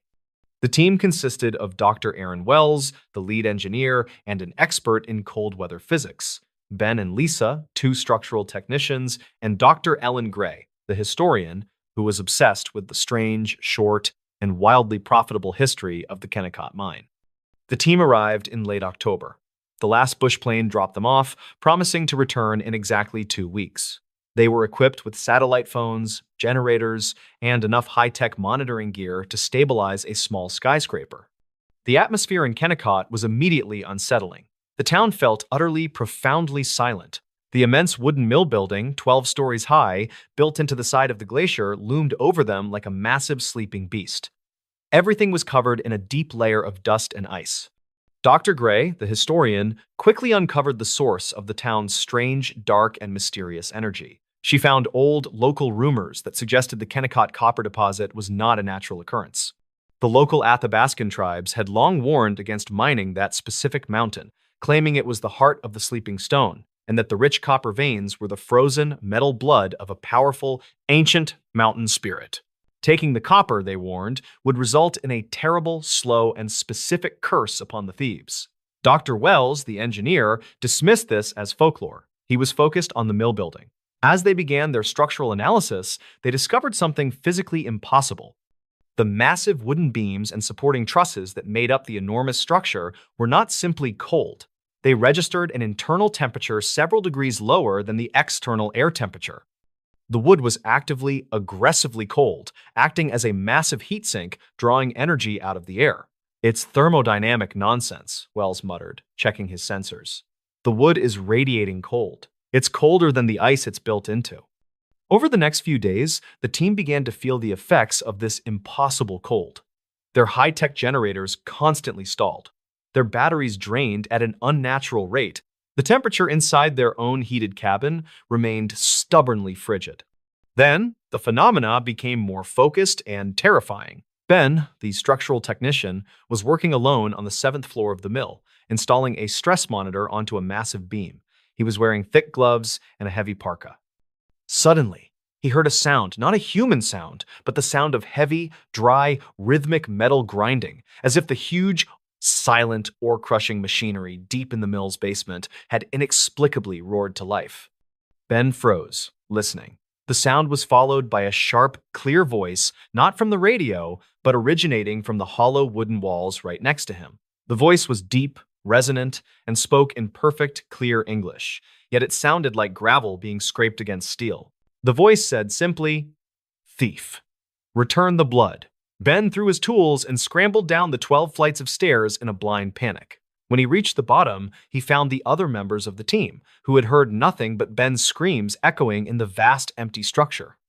Wells, the lead engineer, still insisted on a logical explanation: resonant frequencies, structural settling, wind noise, but he couldn't explain the voice. Dr. Gray, however, knew. She had found a specific reference in the old mine logs. The local Athabascan legend warned that the curse of the heart of the sleeping stone was not aimed at their lives, but at their warmth and their tools. The spirit would not kill them directly, but would slowly, methodically, freeze their very purpose, their machines, their power, and their will until they succumbed to the mountain's cold. The most bizarre, dark, and mysterious event occurred the next night. The team was huddled in their cabin, afraid to leave. They heard the sound of footsteps outside. Not human footsteps, but a slow, heavy, rhythmic, dragging sound moving across the hard-packed ice right outside their windows. It sounded like something with immense, massive feet was slowly circling their cabin. Mike, the engineer, grabbed the high-powered thermal camera and looked out the window, pointing the lens into the darkness. What the camera showed defied everything Dr. Wells believed about physics. There was a figure outside the cabin, a colossal silhouette about 10 feet tall. But the creature was not hot or cold. It was perfectly, absolutely null. It registered 0 Kelvin, a terrifying, impossible temperature that showed up on the thermal camera as a blank, perfectly black void against the warm purple background of the snow. It was a zone of pure, absolute cold moving in the physical world. The creature was dragging something. The thermal camera captured the sight of a large, heavy, antique copper kettle being dragged across the ice. The kettle was radiating a fierce, localized heat, the only warm spot in the entire scene, glowing white-hot against the creature's cold blackness. As the creature stopped right outside their door, the voice, the grinding, gravelly voice, spoke again, inside their heads this time. "The warmth is mine. It leaves with the blood." The team understood the horrifying symbolism. The copper was the blood of the mountain. and the creature, the vengeful spirit, was collecting the copper and the heat energy it represented, storing it in the copper kettle before taking it back to the frozen core of the mill. Dr. Wells, abandoning all pretense of scientific objectivity, realized the only way to survive was to somehow break the curse's focus. They had 1 day left before the bush plane was due. They had to survive until morning. Wells developed a desperate plan. They had to return the source of the heat back to the mill, confusing the spirit's focus. The primary heat source in the cabin was their generator. They managed to haul the heavy, sputtering generator out onto the snow and dragged it toward the colossal mill building. The air grew impossibly cold as they neared the mill, the internal cold of the wood now actively attacking them. Their eyelids felt glued shut, and their lungs burned. As they approached the massive mill entrance, the sound of the metallic grinding began again, growing deafening. They saw the creature. It was standing at the threshold of the mill, its null-black form outlined by the dim moonlight. The copper kettle was sitting at its feet, radiating intense, pure heat. Wells, on the verge of collapse, pushed the sputtering generator over the threshold. The generator roared, spewing heat and exhaust into the cold air. The moment the generator's heat hit the ground, the creature reacted. It let out a single, piercing, non-acoustic shriek of pure, telepathic pain that knocked the team backward onto the ice. The mill building then reacted. The massive wooden structure, 12 stories of silent, dead timber, began to groan not from settling, but from immense internal effort. The internal temperature sensors, which they were still carrying, spiked violently, showing a sudden, catastrophic internal heat surge that should have instantly incinerated the building. The colossal structure was fighting itself, the generator's heat against the mountain's cold. The creature's null-black form dissolved instantly into a cloud of swirling, white, supercooled vapor. The copper kettle, now empty, rolled across the ice and shattered into 1,000 shards of brittle, frozen metal. When the snow settled, the mill was silent again. The internal heat surge vanished, returning the mill to its impossible cold. The generator was now silent, completely seized and frozen solid. The team staggered back to the cabin, barely alive. The next morning, the bush plane arrived. The pilots found the team severely frostbitten, nearly incoherent, but alive. The pilots reported an anomaly. The massive wooden mill building, which had stood perfectly preserved for decades, was now covered in thousands of tiny, microscopic fractures that were all concentrated around the massive support beams. The wood had been violently stressed, as if the mill had been momentarily twisted from the inside out. The team was evacuated. They all suffered permanent nerve damage from the cold exposure, and they all carried one permanent auditory injury, a continuous, faint internal tinnitus that sounded exactly like the low, rhythmic grinding of the silent copper mill. The official report blamed hypothermia and a localized mechanical failure for the team's distress. Dr. Wells, however, never practiced engineering again. He dedicated his life to researching the strange, dark, and mysterious relationship between geometry and heat. His final unpublished theory stated that the curse of Kennecott was the mountain's method of reversing entropy, actively cooling and freezing the remnants of the human endeavor, ensuring the mountain's time would never pass. The final dark postscript to the story. Dr. Ellen Gray, the historian, years later, was monitoring the National Park Service's live stream from a camera placed high on the mountain overlooking the abandoned mill. The camera was running silently.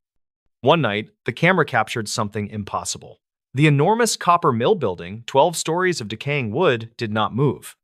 But the massive shadow it cast onto the glacier below suddenly and violently stretched and retracted, as if the mill were breathing a massive, silent, living heart, still sucking the heat from the world around it, waiting for the next brave souls to challenge the curse of the frozen copper mine.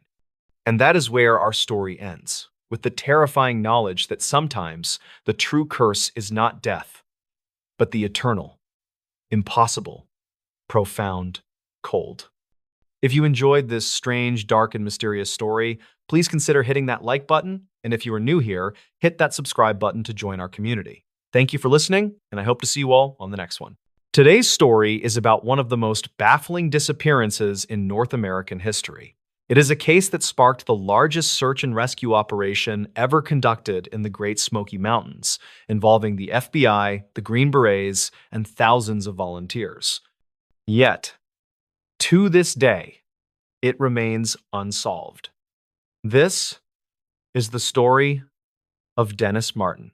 Before we begin, tell me where you are watching from in the comments. To understand how truly terrifying this story is, you first have to understand the setting. The Great Smoky Mountains National Park, straddling the border between North Carolina and Tennessee, is a place of ancient, breathtaking beauty. It is named for the natural fog that hangs over the range and looks like large smoke plumes. It is a dense, temperate rainforest with over 800 square miles of wilderness. It is a place where families go to make memories, to camp, and to escape the noise of the city. But the locals know something else about these mountains. They know that the terrain is unforgiving.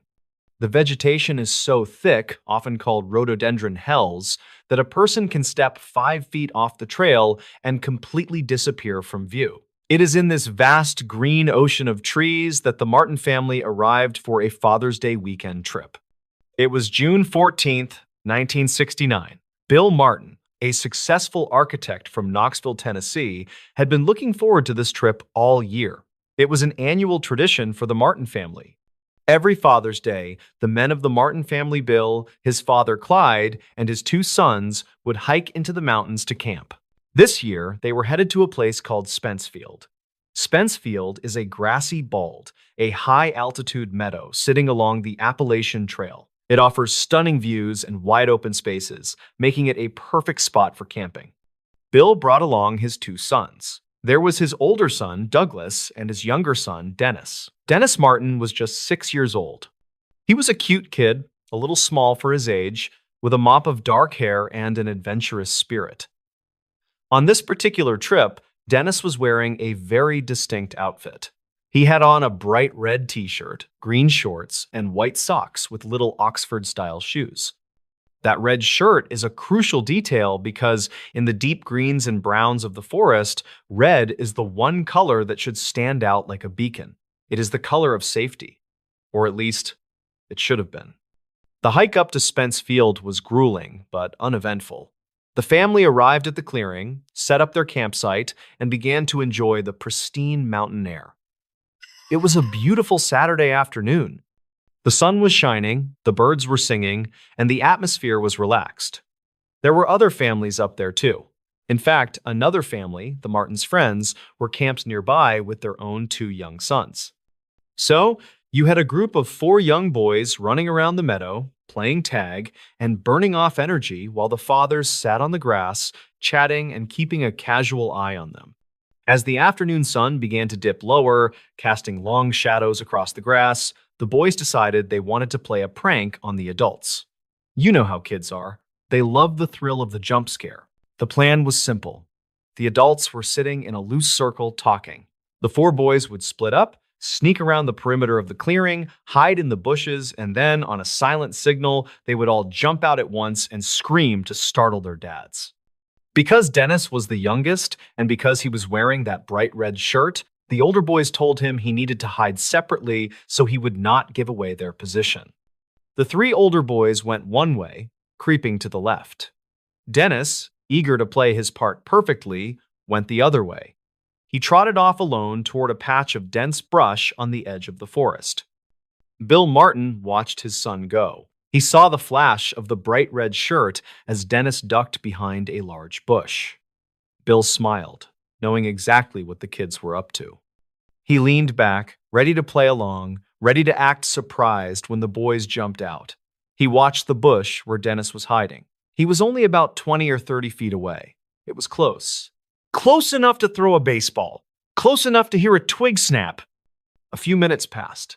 The tension built in that playful way children love. Then, the signal was given. Boom. From the left side of the clearing, the 3 older boys burst out of the bushes, screaming and laughing. The fathers jumped, feigning shock, laughing along with the kids. It was a chaotic, happy moment of family fun. But Bill Martin was not looking at the 3 boys. He was looking to his right. He was looking at the bush where Dennis had hidden. He was waiting for his 6-year-old to jump out and join the fun. But Dennis did not jump out. The laughter of the other boys died down. They looked around, breathless and smiling. "Where's Dennis?" one of them asked. Bill stood up. He felt a tiny prick of annoyance, thinking maybe Dennis had misunderstood the plan or was just being shy. "Dennis?" he called out. "Okay, buddy, you got us. You can come out now." There was no answer, just the sound of the wind moving through the tall grass of Spence Field. Bill walked over to the bush. He expected to see his son crouch down, giggling, hand over his mouth. Bill reached out and pulled the branches aside. There was nothing there. The space behind the bush was empty. At that specific moment, panic did not set in fully. Not yet. The human brain tries to rationalize things. Bill assumed Dennis had just moved to a better hiding spot. Maybe he had crawled a little further back into the woods to be even sneakier. "Dennis!" Bill yelled louder. "Come on out!" Bill stepped past the bush and entered the tree line. He walked 10 yards, then 20 yards. He scanned the woods. The trees were dense here, the undergrowth thick with rhododendrons and mountain laurel. "Dennis!" Silence. Bill turned back to the other adults. The look on his face had changed. The other fathers saw it immediately, that sudden, sharp transition from relaxation to alertness. They all stood up. "He's not there," Bill said, his voice rising in pitch. For the next 10 to 15 minutes, the men frantically searched the immediate area. They ran in widening circles, calling Dennis's name. They checked the nearby trails. They checked the steep drop-offs. But there was no sign of him. No flash of a red shirt. No sound of a crying child. It was as if the earth had simply opened up and swallowed him whole in the span of 3 minutes. Bill Martin, realizing this was serious, ran miles down the trail to the ranger station to get help. By 8 in the evening, the National Park Service had been alerted. Rangers began to converge on Spence Field, but then the situation went from bad to catastrophic. As night fell over the Great Smoky Mountains, the weather turned. Dark, heavy clouds rolled in, blocking out the moon and stars. The temperature plummeted, and then the sky broke open. A massive thunderstorm struck the mountain range. It was not just a little rain, it was a deluge. In a matter of hours, nearly 3 inches of rain fell. Thunder shook the ground, and lightning flashed, illuminating the terrified faces of the searchers. This storm was the worst possible thing that could have happened. For one, it meant that a 6-year-old boy, wearing only a t-shirt and shorts, was out there alone in the freezing, wet dark. Hypothermia would set in rapidly, but from an investigative standpoint, the storm was a disaster. The torrential rain washed away everything. If there were footprints, they were turned to mud. If there was a scent trail for tracking dogs to follow, it was obliterated. The rain scrubbed the mountain clean of clues. When the sun rose the next morning, the reality of the situation set in. Dennis Martin was gone, and the clock was ticking. What followed was the largest search effort in the history of the National Park Service.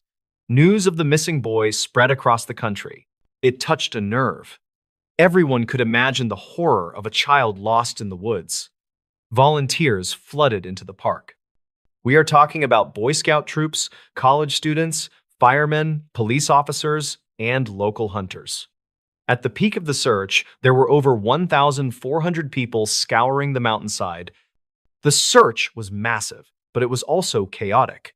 In 1969, search and rescue protocols were not as refined as they are today. The massive influx of well-meaning volunteers actually created a problem. Thousands of people trampling through the woods destroyed any potential physical evidence that the rain had missed. They left their own footprints, dropped their own trash, and created so much noise that if Dennis had been crying out for help, no one would have heard him over the shouting of the searchers. Desperate to find the boy, the request went all the way to the White House. President Richard Nixon was briefed on the situation. In an unprecedented move, the federal government sent in the Green Berets, the special forces of the United States Army. 64 highly trained Green Berets were deployed to the Smokies. These were men trained to track enemies in the jungles of Vietnam. If anyone could find a 6-year-old boy in the woods, it was them. They set up a grid search. They moved shoulder to shoulder, crawling through the brush, checking every hollow log, every cave, every crevice. Helicopters with thermal sensors, which were primitive at the time but still high tech for the era, flew overhead. Bloodhounds were brought in. Days turned into a week. A week turned into two. Despite the Green Berets, the helicopters, the bloodhounds, and the thousands of volunteers, they found absolutely nothing. No scrap of red cloth, no shoe, no body. However, there were strange clues. Clues that have fueled mysteries and conspiracy theories for over 50 years. The first clue was a set of footprints found near a stream miles away from Spence Field. The tracks were small, the right size for a 6-year-old. But here is the strange part. One footprint was from an Oxford shoe, like Dennis was wearing.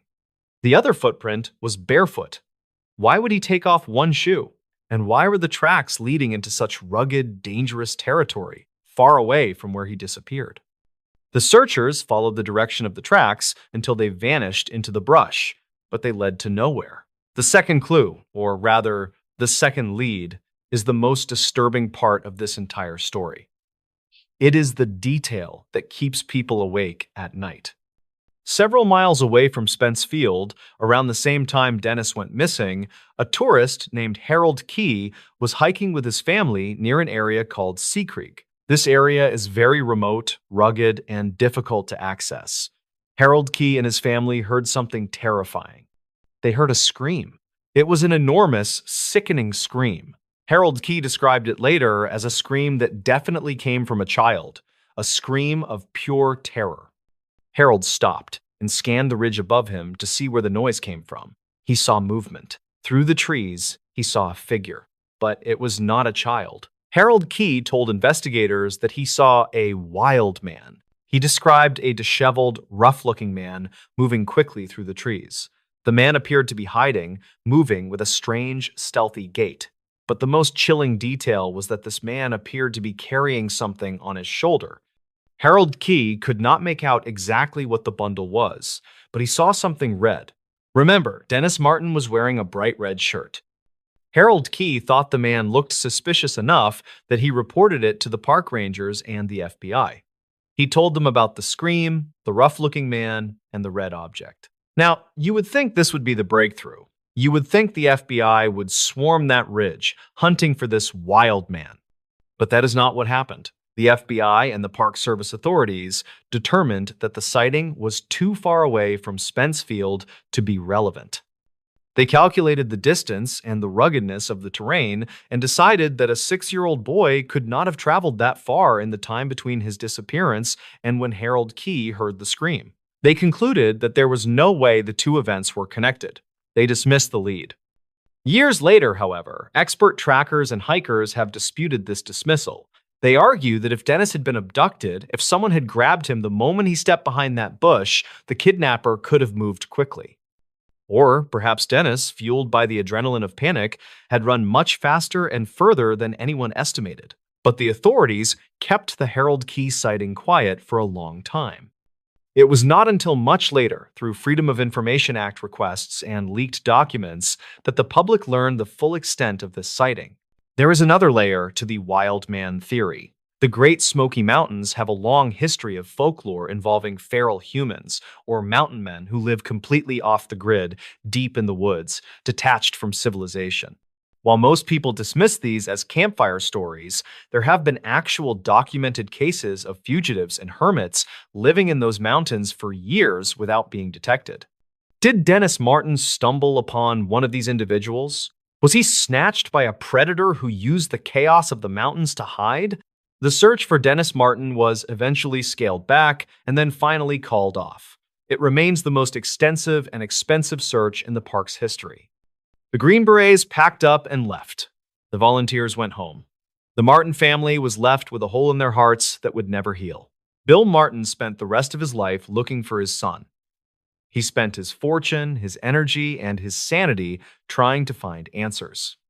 He never gave up hope that perhaps Dennis was still alive somewhere, or that at least his remains would be found so he could give him a proper burial. But the mountain never gave Dennis back. There is a tragic footnote to this story. Years later, overwhelmed by the grief and the lack of closure, and possibly suffering from other life struggles, Bill Martin passed away. Some say he died of a broken heart. The mystery of what happened on that grassy hill in 1969 destroyed not just one life, but an entire family. To this day, if you hike the Appalachian Trail near Spence Field, it is a beautiful, serene place. The views are just as spectacular as they were in 1969. But if you know the story, the silence of the woods feels a little heavier there.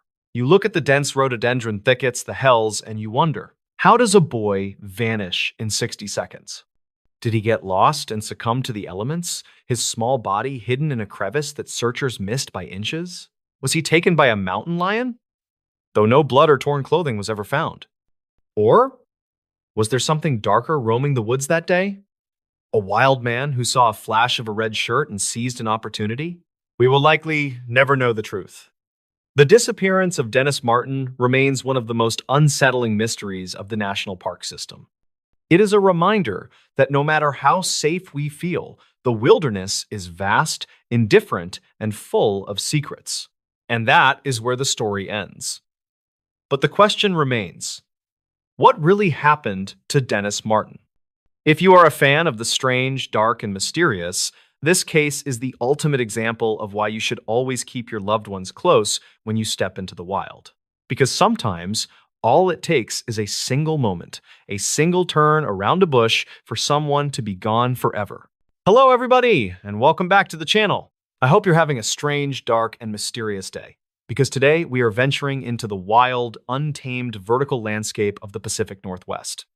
This is a story about the primal power of nature, the crushing isolation of the high peaks, and a mystery that involves two highly experienced climbers who reached the summit only to have the mountain itself devour them whole. This is the story of the night the mountain ate them. Before we dive into the deep end of the mysterious, do me a favor.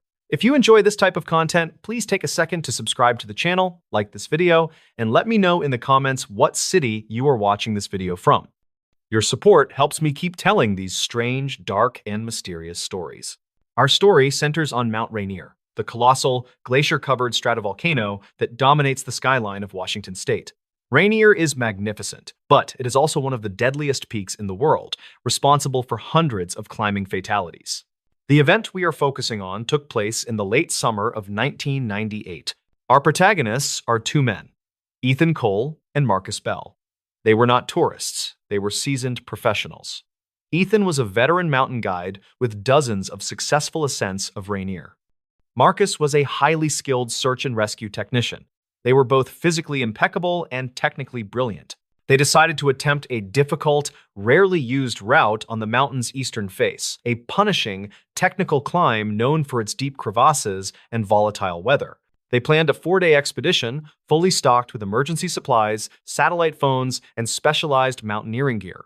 Their objective was not just the summit, but to test a new geological sensor for the National Park Service. They departed on a Thursday morning, leaving their itinerary and coordinates with the park's ranger station. For the first 3 days, the climb went perfectly. The weather was clear, the ice was solid, and the men were making excellent time. Their scheduled check-ins with the ranger station were routine and cheerful. On Sunday morning, the 4th day, the weather changed dramatically. A sudden, unexpected storm rolled in, a ferocious whiteout blizzard that dropped visibility to 0 and sent temperatures plummeting. The last satellite phone call came in at exactly 10:05 a.m. Ethan's voice was strained, but calm. Ranger Base, this is Cole. We've reached the summit. We are logging the sensor data now. The storm hit fast. Visibility is 0. Winds are 60 knots. We are establishing the emergency summit anchor and beginning descent immediately. We'll check in at Camp Muir in 8 hours.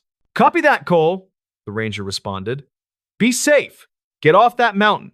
That was the last time anyone spoke to Ethan Cole or Marcus Bell. 8 hours passed. No check-in at Camp Muir. 12 hours passed. No call. 24 hours passed. The storm raged relentlessly. On Monday morning, when the storm finally broke, revealing a clear, brutal blue sky, the largest search and rescue operation in the history of Mount Rainier was launched. Dozens of teams, helicopters, and specialized radar equipment scoured the summit area. The conditions were perfect for spotting anything. The snow was fresh and the visibility was unlimited. The search teams expected to find one of two things: the men's emergency anchor and their bodies encased in ice, or a debris field indicating a fall down the face. They found neither. After 3 agonizing days of searching, the team found the evidence, and it was the most baffling result imaginable. They located the summit anchor, a heavy, steel climbing stake planted exactly where Ethan had reported, just 50 feet below the true summit cornice. The anchor was secure, and the rope attached to it had been meticulously cut, not broken, suggesting the men had finished their task and started their descent. Following the rope track, they found the men's packs. The 2 large, brightly colored climbing backpacks were discovered neatly stacked, resting on a flat slab of rock near the edge of a small crevasse. The packs were full, containing food, extra clothing, and emergency beacons. Everything was there. But the men were gone. The most chilling discovery was made inside the packs. Attached to the harness of Ethan's pack was a waterproof nylon pouch. Inside, they found the last remaining piece of evidence: the digital camera used to record their climb, along with the prototype geological sensor. The sensor data was logged perfectly, recording the precise moment they reached the summit. The digital camera contained only 7 photographs. The first 6 were perfectly normal shots of the ascent, showing happy, confident men against stunning vistas. The final photograph was taken from the summit, 10 minutes after the final call to the base. It was a picture of the storm. The image was a swirling, opaque wall of white snow and wind, illuminated only by the camera flash. It captured the terrifying ferocity of the whiteout. But in the bottom left corner of the frame, there was a faint, blurry shape, a dark, irregular outline against the white snow. It was too indistinct to identify, but it looked unnaturally sharp, almost geometric. The men had been standing right there, packs stacked, rope anchored, camera in hand, and they had simply vanished. The subsequent investigation ruled out every rational explanation. Avalanche. There was no sign of an avalanche chute or debris nearby. Crevasse fall. The closest crevasse was shallow, and there was no damage to the lip of the crevasse or the snow surrounding it. Hypothermia. Exposure. The men had abandoned their full packs, which contained the gear that would have saved their lives. They would never willingly discard their emergency insulation and food in a whiteout. Foul play. Impossible. They were alone on the summit. The only physical evidence remaining was the faint, dark shape in the final photo, and a single, unexplainable finding from the geological sensor. The data from the prototype sensor showed that at the exact moment the final photograph was taken, the ground beneath their feet registered an impossible reading. A sudden, massive spike in low-frequency seismic activity, not caused by an earthquake, but by something vibrating with immense power, a deep, resonant thrum that lasted only 3 seconds. The initial theory was that the men had encountered some kind of deep, hidden vent or gas pocket, and the sudden release of volatile gases caused them to lose consciousness and wander away. But this was quickly dismissed as scientifically unsound. The mountain ranger who had taken the final call, a man named Deputy Miller, was particularly haunted by the disappearance. He couldn't shake the feeling that the mountain hadn't merely killed them, it had consumed them. Years later, Deputy Miller was on patrol in the same region, dealing with an unrelated hiker accident when he was forced to spend the night in a rudimentary emergency shelter located a few thousand feet below the summit. It was a cold, clear night, and the mountain was utterly silent. Miller was drifting off to sleep when he heard a sound, a soft, metallic clink coming from directly outside the shelter. It sounded exactly like the small carabiner of a climbing rope hitting a rock. Miller immediately went outside, his flashlight raised. The snow was undisturbed. But as he scanned the steep rock face, the beam of his flashlight caught something clinging to the ice, about 50 feet up. It was a small object, frozen into the ice of the mountain. Miller spent an hour carefully climbing up to the spot. He chipped the object free and brought it down to the shelter. It was an old, tarnished silver locket. It didn't belong to either of the missing climbers, but it was undoubtedly a personal, sentimental item. As Miller held the locket, he saw that it was scratched and warped, as if it had been subjected to immense pressure. He managed to pry it open. Inside were 2 tiny, faded photographs, one of a young woman and one of a small child. And etched into the silver of the locket's interior, barely visible, was a series of tiny, repeating symbols, the complex fractal pattern that had also been seen on the object dug up in Siberia, and the one engraved on the monolith in the Challenger Deep. As soon as Miller touched the symbols, he heard the sound again, not the clink of the carabiner, but the deep, low, tectonic thrum that the men's sensor had recorded on the summit. The sound was not external, it was vibrating in the core of the locket. Deputy Miller immediately realized the chilling implication. The mountain itself was not just rock and ice, it was a shell, and the tremor was the sound of something immense and ancient shifting beneath the surface. The men, at the moment of their success, had stood on a temporary gateway, and the mountain had simply pulled them inside, taking their locket as a payment or a token. Miller returned the next day with a team, but the patch of ice where he had found the locket was gone, replaced by fresh snow. He never revealed the existence of the locket or the terrifying vibration. He knew the mountain had simply given him a warning, and he was wise enough to heed it. To this day, the case of Ethan Cole and Marcus Bell remains officially classified as disappearance in extreme conditions. But the climbers who frequent the eastern face of Mount Rainier know the truth. They speak of certain nights on the summit when the stars are too bright and the ground feels strangely hollow. And sometimes, when they anchor their ropes into the ice, they can hear a faint metallic clink far beneath them, a sound that suggests the mountain is not empty inside, but is waiting, holding something or someone for all of time. And that, ladies and gentlemen, is the strange, dark, and mysterious story of the night the mountain ate them. Until next time, take care of yourselves. Today's story is a locked room mystery. But the locked room isn't a bedroom or a basement. The locked room is the entire continent of Antarctica. It is a story about a man who died in the most isolated community on Earth, surrounded by 49 other people who were his friends and colleagues. But when the autopsy was finally performed, it revealed that one of those 49 people, or perhaps the man himself, had done something deadly. And to this day, nobody knows exactly how it happened.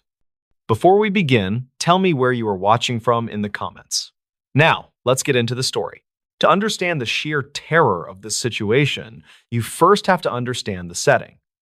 We are going to the Amundsen Scott South Pole Station. This is a research facility run by the United States, sitting literally at the geographic South Pole. It is the most remote human habitation on the planet. In the summer, it is busy. Planes fly in and out, scientists come and go, but in February, the last plane leaves. And once that plane takes off, the winter-over crew is stuck. For the next 8 months, the temperature will drop to 100 degrees below zero. The sun will set and not rise again for 6 months. It is pitch black, freezing, and totally isolated. Even if you had a heart attack, or went crazy, or got murdered, no one is coming to help you. The year is 2000. The winter crew consisted of 50 people. These were scientists, engineers, and support staff. One of the most popular members of this crew was a 32-year-old astrophysicist named Rodney Marks. Rodney was brilliant. He was Australian, with a scruffy beard and a love for rock music. He wasn't your stereotypical quiet scientist. He was loud, he was funny, and he was the life of the party. He played bass guitar in the station's band, which they called Foucault's Pendulum. He liked to drink, he liked to tell jokes, and he was deeply in love. He was actually in a relationship with another scientist on the base, a woman named Sonia. Rodney was there to work on a very specific telescope called the ASTRO, or ASTRO. He was healthy. He had passed all the rigorous physical and psychological exams required to go to the South Pole. On May 11th, 2000, everything seemed normal. It was the middle of the Antarctic winter. Outside, it was dark, 24 hours a day. The wind was howling. Inside the station dome, it was warm and cozy. Rodney was walking from the astronomy building back to the main habitat. He started to feel weird. At first, he just felt a little nauseous. Maybe he had eaten something bad. Maybe he was coming down with the flu. But within a few hours, the nausea turned into violent vomiting. Rodney went to see the station doctor, a man named Robert Thompson. Now, Dr. Thompson was a good doctor, but you have to remember he was working in a glorified clinic. He didn't have an MRI machine. He didn't have a toxicology lab. He had basic supplies. Dr. Thompson examined Rodney. Rodney was anxious. He said he felt weak. He said his stomach was burning. But strangest of all, he said his eyes were bothering him. He was wearing sunglasses inside because the lights were hurting his eyes. Dr. Thompson checked his vitals. They were okay, but Rodney looked terrible. The doctor assumed it might be a gastric ulcer that had burst, or maybe a severe reaction to alcohol, although Rodney hadn't been drinking heavily that day. He gave Rodney an injection to settle his stomach and told him to rest. Rodney went back to his room. He tried to sleep, but the pain didn't stop. It got worse. Over the next 12 hours, Rodney Marks began to deteriorate rapidly. He was vomiting blood. His breathing became ragged and shallow. He was hyperventilating. His body was shutting down. Dr. Thompson was now very worried. He was consulting via satellite phone with specialists back in the United States, but describing symptoms over a scratchy phone line is not the same as being in a hospital. The doctors in America suggested it might be alcohol withdrawal, or a heart condition, or maybe an anxiety attack. They were all wrong. On May 12th, at around 6:30 p.m., Rodney Marks went into cardiac arrest. The doctor and the emergency team tried everything. They performed CPR for 45 minutes. They tried to shock his heart back into rhythm. But at 6:45 p.m. on May 12th, 2000, Rodney Marks was pronounced dead. Now, pause for a second and imagine the atmosphere in the station. There are 49 people left. They are locked in a bubble at the bottom of the world. It is pitch black outside. And their friend, the healthy, happy 32-year-old astrophysicist, just dropped dead for no apparent reason. Was it a virus? Was it something in the water? Was it contagious? Paranoia began to set in. But the horror was just beginning. Because planes cannot fly to the South Pole in the middle of winter, the fuel literally turns to jelly in the cold. They could not remove the body. The crew had to build a makeshift coffin out of wood scraps. They placed Rodney's body inside, and then they had to store him. They moved the coffin out into the cold storage area of the station, essentially burying him in the ice. For the next 6 months, the crew of the Amundsen Scott station had to live, work, and eat, knowing that their friend's frozen corpse was sitting just a few hundred feet away in the darkness. It was a long, brutal winter. The morale at the station plummeted. Rodney's girlfriend, Sonia, was devastated. The doctor was racked with guilt, wondering if he had missed something. Finally, October arrived. The sun rose. The temperatures warmed up enough to roughly 50 degrees below zero for a plane to land. A flight arrived to take Rodney Marks home. Because Rodney was an Australian citizen, his body wasn't flown to the United States. It was flown to Christchurch, New Zealand, which is the main hub for Antarctic operations. The autopsy was performed in New Zealand. Everyone expected the coroner to find a hidden heart defect or maybe a brain aneurysm, something natural. But when the toxicology report came back, the coroner dropped a bombshell. Rodney Marks did not die of natural causes. He had died from acute methanol poisoning. Now, for those who don't know, methanol is not the alcohol you drink.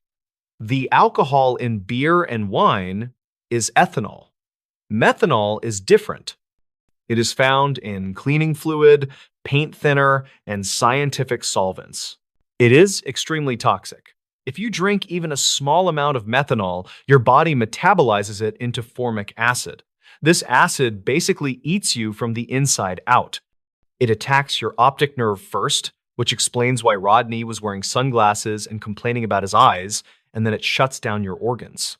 The coroner found that Rodney had ingested about 150 milliliters of methanol, that is about a wineglass full. This changed everything. This was no longer a medical tragedy. This was a potential crime scene. There were only 3 possibilities. Possibility number 1. Suicide. Did Rodney drink the poison on purpose? The investigators looked into this, but it didn't make sense. Rodney had no history of depression. He was excelling in his career. He was in a happy relationship. He had just finished a phone call with his boss where he was excited about his work. And most importantly, methanol is a horrific way to die. It is slow and painful. A scientist like Rodney would know that. He left no note. The suicide theory was largely ruled out. Possibility number 2. Accidental ingestion. Did he drink it by mistake? People at the South Pole drink a lot of alcohol. It is part of the culture. Sometimes people brew their own moonshine or toast juice. Maybe Rodney thought he was drinking regular alcohol, but he drank a bottle of cleaner by mistake. This also seemed unlikely.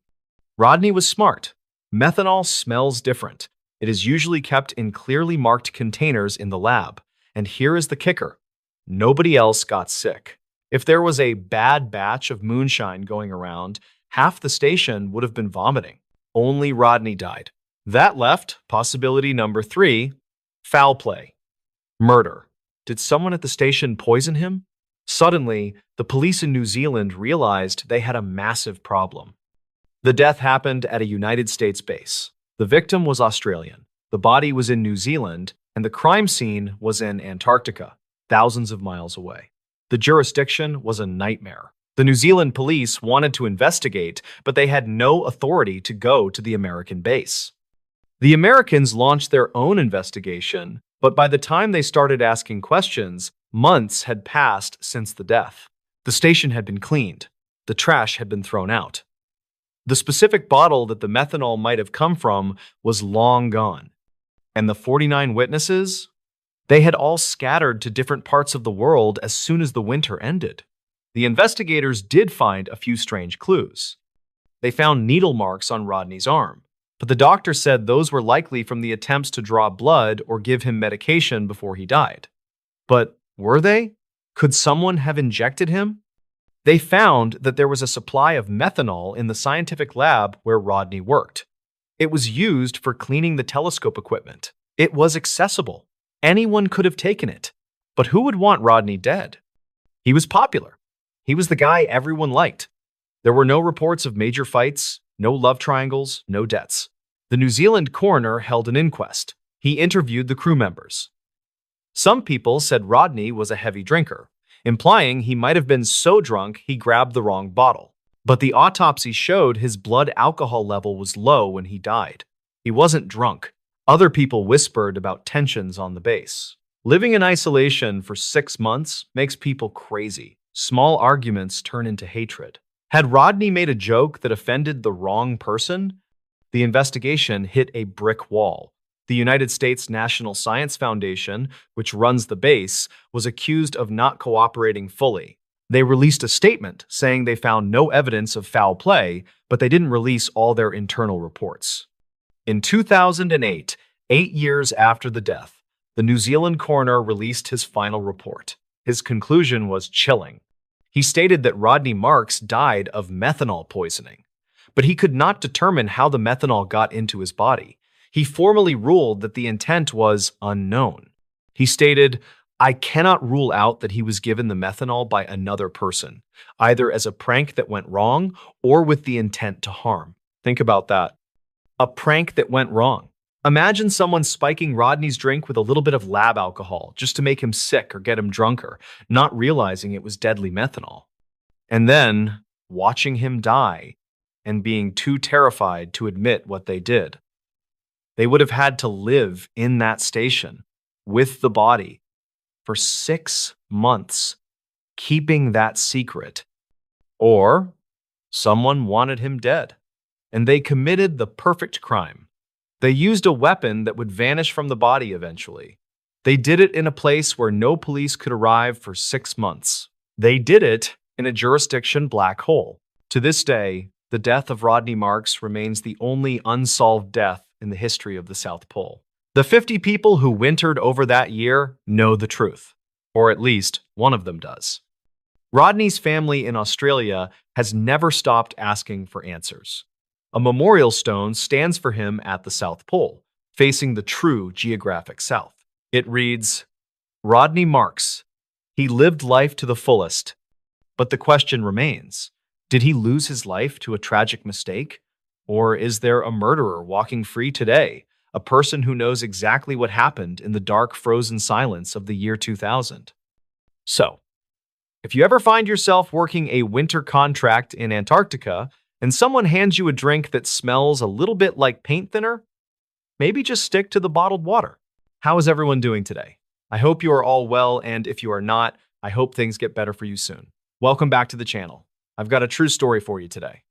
It is strange, it is dark, and it is mysterious. and it details the horrifying events of a winter survival story that goes far beyond simple desperation, uncovering a terrible pact and a sequence of inexplicable phenomena that haunt one of the most infamous mountain passes in American history, Donner Summit. Before we get into the story, I want to ask you a quick question. Where in the world are you watching this video from right now? Go down into the comment section and let me know.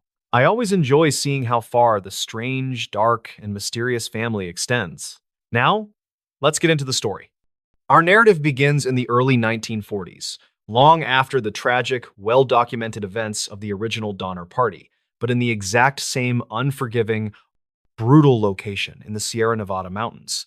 This area, known today simply as Donner Pass, remains remote, beautiful, and lethally dangerous during the winter months. Our protagonists are two men, Elias Vance and Walter Wally Quinn. They were not pioneers or travelers, but dedicated maintenance engineers hired by the newly formed State Transit Authority. Their job was crucial, to man a tiny, isolated observation shack near the summit of the pass. They were the Watchmen. 1. The Den, the sod of the best on round 1. Their purpose was to continuously monitor the towering snowpack and radio in warnings of potential avalanches or road-closing drifts to the small, scattered communities below. The Watch Shack was essentially a concrete bunker, a small, windowless, heavily fortified structure anchored directly into the granite, equipped with a shortwave radio, minimal supplies, and enough food for 2 men for exactly 3 weeks. The plan was simple. They would hike in, stay for 3 weeks, and then a relief team would hike in to swap them out. Elias, the older of the two, was a calm, meticulous man, known for his skepticism. Wally, the younger, was energetic, prone to tall tales, and deeply uneasy about the history of the pass, often speaking of the ghosts of the hungry. They were deposited at the shack in early December. The first 2 weeks passed uneventfully, filled with boring maintenance checks and shortwave radio chatter. Then, disaster struck in the form of the blizzard of 41. A sudden, unprecedented storm rolled in from the Pacific. It wasn't just a heavy snowfall, it was a meteorological event of pure, focused fury. The snow fell constantly for 6 full days, driven by winds that sounded, as Elias recorded in his log, like 1,000 angry voices screaming in the rock. The snow piled up instantly, burying the shack completely under a suffocating, dense white blanket. The relief team, scheduled to arrive on the 21st day, never made it. The roads were closed, and the blizzard made any attempt at a rescue impossible. Elias and Wally were alone, trapped, and running out of time. They had enough rations for perhaps 4 days of minimal subsistence eating, and then only the brutal silence of the snow. The 3rd week saw the strange, dark, and mysterious begin. The silence after the storm was terrifying. They were in total darkness, relying solely on the tiny light of a kerosene lamp and the constant, static-filled drone of the shortwave radio. The first strange event was the radio silence. On the 22nd day, the shortwave, which had been their only link to the outside world, suddenly went dead. Not just static, the set produced a complete, utter silence, even though the batteries were fully charged, and Elias checked the antenna and found no damage.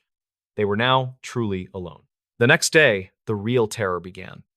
Elias and Wally were sitting in the near darkness, conserving their last rations, when they both heard it, a sound of something scraping against the concrete ceiling directly above them. It was not the sound of wind or ice. It was a precise, rhythmic, heavy scrape, scrape, scrape, as if something with immense weight and sharp claws was slowly dragging itself across the solid 6-inch thick roof of the bunker. Elias, the rational man, grabbed an iron pry bar. He checked the pressure gauge, which showed the snowpack above them was over 15 feet thick. No known animal could survive, much less move, through that density of snow and ice. The scraping continued for an hour, growing louder and more deliberate, seeming to circle the tiny bunker. Wally, pale and shaking, whispered, "It's the hunger, Elias. The hunger has found us." On the 25th day, with the food completely gone and the gnawing pain of starvation setting in, Wally made a proposal, a chilling pact born of desperation. "Elias," Wally rasped, his voice weak, "we are going to die. But we can choose how. The past takes what it is owed. We have a radio log, a place name, a record of our existence. we leave one record behind, a final message. We agree. The first one to lose the fight leaves a note for the other. Elias, too weak to argue, reluctantly agreed to the grim, unspoken terms. The final survivor would detail the last actions, ensuring the outside world knew their struggle. It was a pact of final dignity against the inevitable. On the 28th day, Elias lost the ability to stand. He was lying on the cot, his mind slipping into feverish confusion. Wally was barely moving, curled up on the floor. It was then that the sphere returned to full operation. The shortwave radio, which had been silent for 6 days, suddenly blared to life. Elias scrambled to the set, expecting to hear the military or the rescue team. But the radio was not broadcasting human voices. It was broadcasting a single, continuous sound of chewing. It was a wet, sickening sound of flesh and bone being slowly, deliberately torn and crushed. The volume was immense, the sound filling the tiny shack, echoing every starved thought in their heads. The sound was accompanied by a single, high-pitched, metallic whine that made the teeth ache. The sound persisted for exactly 10 minutes, then abruptly cut off, returning the radio to the previous heavy silence. Wally, now sitting up, his eyes wide and black, looked at Elias. "It's telling us what to do," he whispered, his voice dangerously even. "The past demands it. It's showing us the future." On the 30th day, Wally was gone. Elias woke from a fitful, feverish sleep to find Wally's cot empty. His heart hammered in his chest. He dragged himself across the floor, searching the tiny bunker. Wally was not there. The single, heavily reinforced door, the only way in or out of the bunker, was still sealed shut by the internal locking mechanism that only Elias could reach. The bunker was a tomb, and Wally had vanished from inside a sealed coffin. Elias was alone, surrounded by the silence of the radio and the crushing darkness of the snowpack. He found Wally's final note tucked under his pillow, written in a shaky, almost incomprehensible hand. The note didn't talk about the pact or the radio. It read simply, "The watchman must report. The summit needs its voice." Elias spent the next 2 days in a state of delirious starvation, convinced he was hallucinating the empty bunker, the radio silence, and the terrifying sound of chewing. Then, the final, inexplicable event occurred. The shortwave radio blared to life again. This time, it was not the chewing sound. It was the sound of a human voice, Elias's own voice, but faint, distant, and distorted by static. Elias listened, terrified, as his own voice broadcast a series of precise, detailed weather and snowpack readings, followed by the clear, calm sign-off he used every day. "This is Watchman Vance reporting clear conditions. End transmission." The voice then faded back to silence. Elias was sitting there, weak, starving, and unable to speak. Yet the radio was broadcasting a complete current weather report in his voice, reporting clear conditions from inside a sealed, snowbound tomb. Elias realized the terrifying truth. Wally had not escaped, and the past did not demand a victim. It demanded a watchman. Wally's disappearance, the sound of the chewing, and the inexplicable broadcast of Elias's voice were all part of a dark, persistent phenomena that used the isolated watchman to keep the past clear. Elias never escaped the bunker. He was found weeks later, severely emaciated, still clutching the shortwave radio, his eyes wide open, frozen in an expression of pure, final terror. He had died of starvation. Yet the final, horrifying analysis of his body showed that he had consumed something incredibly dense, non-nutritious, and fibrous, something the pathologists couldn't identify. And on the shortwave radio's log, the final entry, written in Elias's own hand on the day he died, was not a final goodbye, but a chilling message. "Conditions clear, visibility perfect, the summit is ready for travel." The most terrifying postscript to the story is that for the next 50 years, truckers, train engineers, and local residents who traveled the Donner Pass often reported hearing a faint, garbled voice cutting through their commercial radio bands, a voice giving outdated, nonsensical weather reports, and always signing off clearly. "This is Watchman Quinn reporting clear conditions." End transmission. The pass had taken its watchman, and in return for their ultimate sacrifice, it granted them eternal, starving servitude, binding their consciousness to the mountain itself to endlessly report the clear conditions that lure the next travelers into its ancient, hungry trap. And that is where our strange, dark, and mysterious story ends, with the chilling truth that sometimes the hunger of the mountain is not for flesh, but for silence. If you enjoyed this strange, dark, and mysterious story, please consider hitting that like button. And if you are new here, hit that subscribe button to join our community. Thank you for listening, and I hope to see you all on the next one. Today's story is about a manhunt that sounds like it was written for a Hollywood action movie, but it is 100% true. It involves a man who possessed superhuman endurance, a man who could vanish into thin air, and a man who triggered the first ever aerial police chase in history. Before we begin, tell me where you are watching from in the comments. Now, let's get into the story. To understand how impossible this story is, you first have to understand the environment. We are going to the far northern edge of Canada, to the Yukon and Northwest Territories border. The year is 1931. This is a place where the sun barely rises in the winter. The temperature routinely drops to 40, 50, sometimes 60 degrees below zero. It is a land of silence, snow, and death. If you make a mistake here, you do not just get hurt. You freeze solid. In July of 1931, a stranger arrived in the small settlement of Fort McPherson. He was a man of few words. In fact, he barely spoke at all.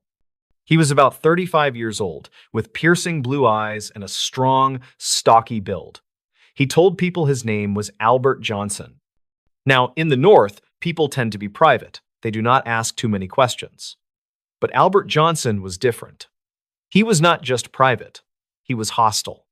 He bought supplies, flour, sugar, a rifle, and ammunition, and then he floated down the Peel River on a makeshift raft. He eventually found a spot on the banks of the Rat River to build a cabin. But this was not a normal cabin. Most trappers build a simple shack to keep the wind out. Albert Johnson built a fortress. He cut down trees and built a small, squat cabin, roughly 8 feet by 10 feet. He sank the logs deep into the frozen ground. He cut shooting ports, small holes in the walls, so he could fire a gun in any direction without being seen. He built the door to be reinforced. It was as if he was preparing for a war. For the first few months, Johnson kept to himself. But in December of 1931, the local indigenous trappers began to notice something strange. Their traps were being triggered. Someone was springing them and hanging them in the trees. This is a huge violation of the unwritten code of the bush. You do not mess with another man's livelihood. The trappers complained to the Royal Canadian Mounted Police, the RCMP, or the Mounties. On December 26, 1931, a police officer named Constable Alfred King and a special constable named Joe Bernard decided to pay Albert Johnson a visit. It was a routine check. They just wanted to tell him to knock it off. They trekked 60 miles through the snow to get to Johnson's cabin. When they arrived, they saw smoke curling from the chimney. Johnson was inside. Constable King walked up to the door and knocked. "Mr. Johnson?" he called out. "I am Constable King with the RCMP. I need to speak with you." Silence. King knocked again. "Mr. Johnson, open the door!" Inside the cabin, Johnson remained dead silent. But King could hear him moving. He could feel eyes watching him through one of those shooting ports. King looked at Bernard. This was weird. Usually, a lonely trapper is happy to see a friendly face. But Johnson gave them nothing. Without a warrant, the officers could not break in. So, frustrated, they turned around and made the 60-mile trek back to Fort McPherson to get a search warrant. 5 days later, King returned. This time, he brought 3 other officers with him. They had a warrant. They meant business. They approached the cabin. It was dead silent. The snow was piled high around the walls. Constable King walked up to the heavy wooden door. He shouted, "Johnson! Open up! We have a search warrant!" There was no answer. King stepped forward and put his hand on the door to push it open. Boom! A shot rang out from inside the cabin. The bullet punched through the wooden door and slammed into Constable King's chest. King was thrown backward into the snow, blood pouring from his wound. The other officers scrambled for cover behind the trees. They opened fire on the cabin, peppering the logs with bullets. But Johnson had built his fortress well. The bullets just thudded harmlessly into the thick timber. The officers were in a panic. Their friend was bleeding out in the snow, and they were pinned down by a maniac in a bunker. They managed to crawl out, grab King, and drag him to safety. They loaded King onto a dog sled and raced him back to civilization. It was a miracle, but King survived. Now, the gloves were off. You do not shoot a Mountie and get away with it. A posse was formed. It was led by Inspector Eames. He gathered 9 men, 42 dogs, and 20 pounds of dynamite. They were going to blast Albert Johnson out of his hole. On January 9th, 1932, the posse arrived at the cabin. It was 40 degrees below zero. A blizzard was raging. They surrounded the cabin. Inspector Eames shouted for Johnson to surrender. The only answer was a gunshot. The siege began. The police fired hundreds of rounds into the cabin. Johnson returned fire with deadly accuracy. He moved from one shooting port to another, keeping the 9 men at bay. Finally, Inspector Eames had enough. He ordered the dynamite to be brought forward. One of the officers crawled through the snow, lit a fuse on a 4-pound bundle of dynamite, and tossed it onto the roof of the cabin. The explosion was massive. It shattered the silence of the Arctic night. The roof of the cabin collapsed. One of the walls blew out. The cabin was reduced to a smoking pile of rubble. The officers stood up. They lowered their guns. There was no way anyone could have survived that. It was over. They began to walk toward the ruins to recover the body. Suddenly, from the smoking debris, a figure rose up. It was Albert Johnson. He had dug a foxhole inside the floor of his cabin and had hunkered down during the explosion. He popped up like a jack-in-the-box and opened fire. The officers dove into the snow. They could not believe it. This man was unkillable. The weather was getting worse. The officers were freezing. They were running low on food for the dogs. They realized they could not take him that night. So, incredibly, the posse retreated. They left Albert Johnson alone in the ruins of his fortress. When they returned a few days later, Johnson was gone. Thus began the most famous manhunt in Canadian history. Albert Johnson was on the run. But he was not running like a normal man. He was running like a machine. The conditions were horrific. It was now roughly 50 degrees below zero. Most men would die of exposure within hours without a fire and a tent. Johnson had no tent. He had no sleeping bag. He had very little food. And he was being chased by expert trackers and indigenous guides who knew the land better than anyone. But Johnson was always one step ahead. He used tricks that baffled the trackers. He would walk backward in his snowshoes for miles to make it look like he was going the other way. He would walk in the tracks of caribou herds to hide his footprints. At night, he did not build a fire because the smoke would give him away. So, how did he survive? How did he not freeze to death? He dug down into the snowbanks to create tiny insulated caves to sleep in. He ate whatever he could find. Some reports say he chewed on tree bark and raw small game he managed to snare on the run. This is where the legend of his toughness grew. He was consuming the land itself to keep going. The posse chased him for weeks. Every time they thought they had him cornered, he vanished. At one point, Johnson reached a barrier that the police thought would stop him. It was the Richardson Mountains. These are steep, jagged peaks that form a wall between the Yukon and the Northwest Territories. In the dead of winter, they are considered impassable. The police blocked the only 2 passes through the mountains. They sat there, waiting, thinking, "We have him trapped. He has to come through here." But Johnson did not use the passes. In the middle of a blizzard, in pitch-black darkness, Albert Johnson did the impossible. He climbed a 7,000-foot vertical cliff face of ice and rock. He did this without climbing gear, wearing heavy winter clothes, carrying a rifle and a backpack. When the trackers found his tracks at the top of the mountain a few days later, they were stunned. The indigenous guides looked at the cliff and said it was impossible. But the tracks were there. Johnson was superhuman, but the law was catching up. On January 30th, the posse caught up to him in a thick patch of forest. They spotted him. "Surrender, Johnson!" Johnson responded with his rifle. In the chaotic gunfight that followed, a brave young officer named Constable Edgar Millen was shot through the heart. He died instantly. Now, Johnson was a cop killer twice over, or at least he had killed one and wounded another. The Mounties were furious. They were not going to let this man escape. They realized that on foot they could not match him. Johnson was moving too fast. He was averaging nearly 30 miles a day in deep snow, so they called in a secret weapon. For the first time in the history of police work, they hired an airplane to help in a manhunt. They called in a legendary bush pilot named Wilfred Whop May. Whop May arrived in his Blanca monoplane.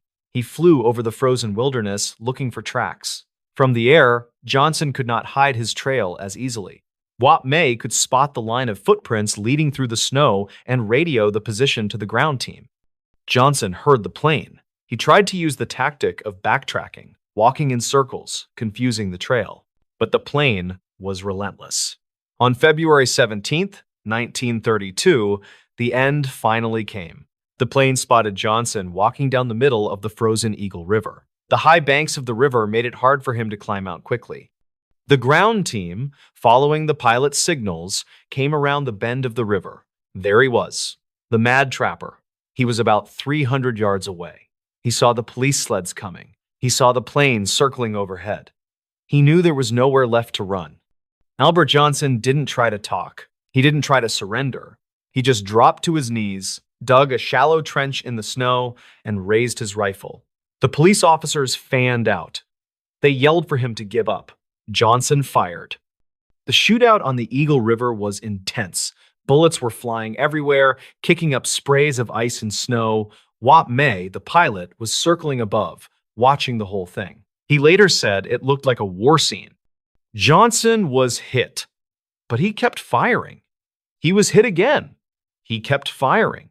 Finally, a bullet severed his spine. The firing stopped. The officers waited. The wind howled over the ice. Slowly, carefully, they approached the body. Albert Johnson lay face down in the snow. He was dead. His body was a wreck. He was emaciated. He weighed less than 100 pounds. His face was sunken, his skin waxy from frostbite and starvation. He had practically eaten nothing for a month, yet he had outrun a team of well-fed men and dogs for 150 miles. But the mystery of the mad trapper did not end with his death. In fact, it only got deeper.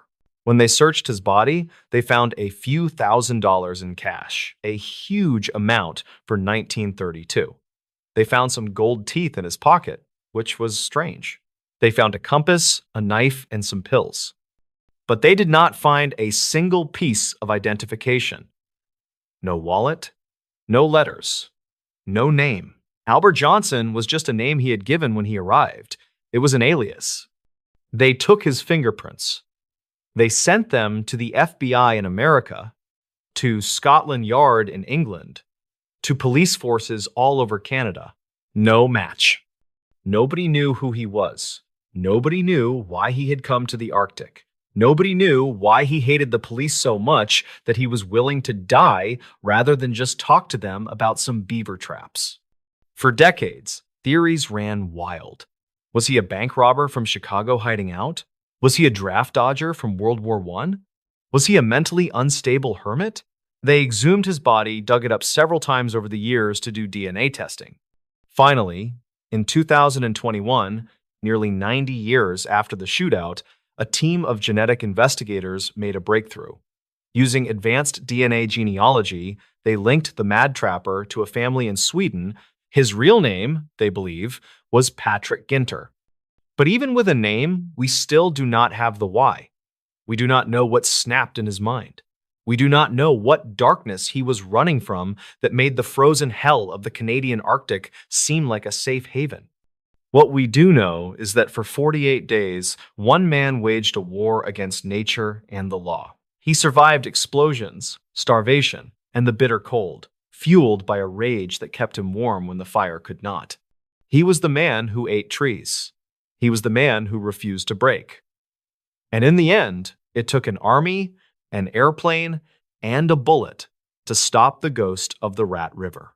So, if you are ever in the Yukon and you hear the wind howling through the canyons, just remember, Sometimes the most dangerous thing in the woods isn't the cold or the bears. It's a man who has nothing left to lose. Hello, everybody, and welcome back to the channel. I hope you're having a strange, dark, and mysterious day because today we are hitting the road for a classic piece of Americana, the vanishing hitchhiker legend. But this isn't the story your grandmother told you. This is a real-life, documented account from a lonely stretch of highway where the spectral and the physical world collided, leaving behind a terrifying mystery. This is the story of the vanishing hitchhiker of Route 12.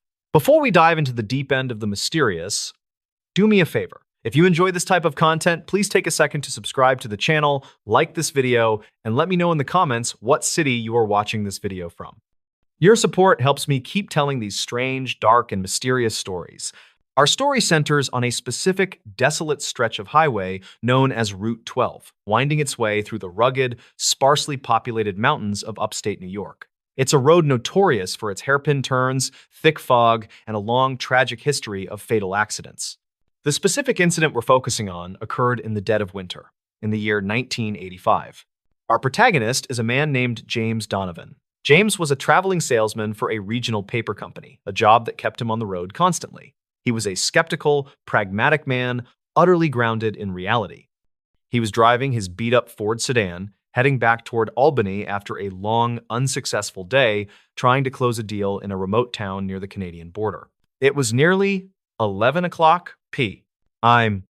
The temperature was well below freezing, and a thick, unnatural fog had rolled in, reducing visibility to almost nothing. The radio was fading in and out, the static almost as loud as the distant whine of his engine. James was driving slowly, nervously peering through the misty beam of his headlights when he saw her.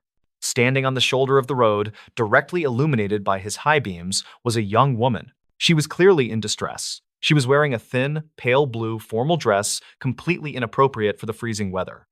Her dark hair was wet, plastered against her pale face, and she was standing stiffly, her thumb out, shivering violently. She looked like she had wandered out of a high school prom and into a nightmare.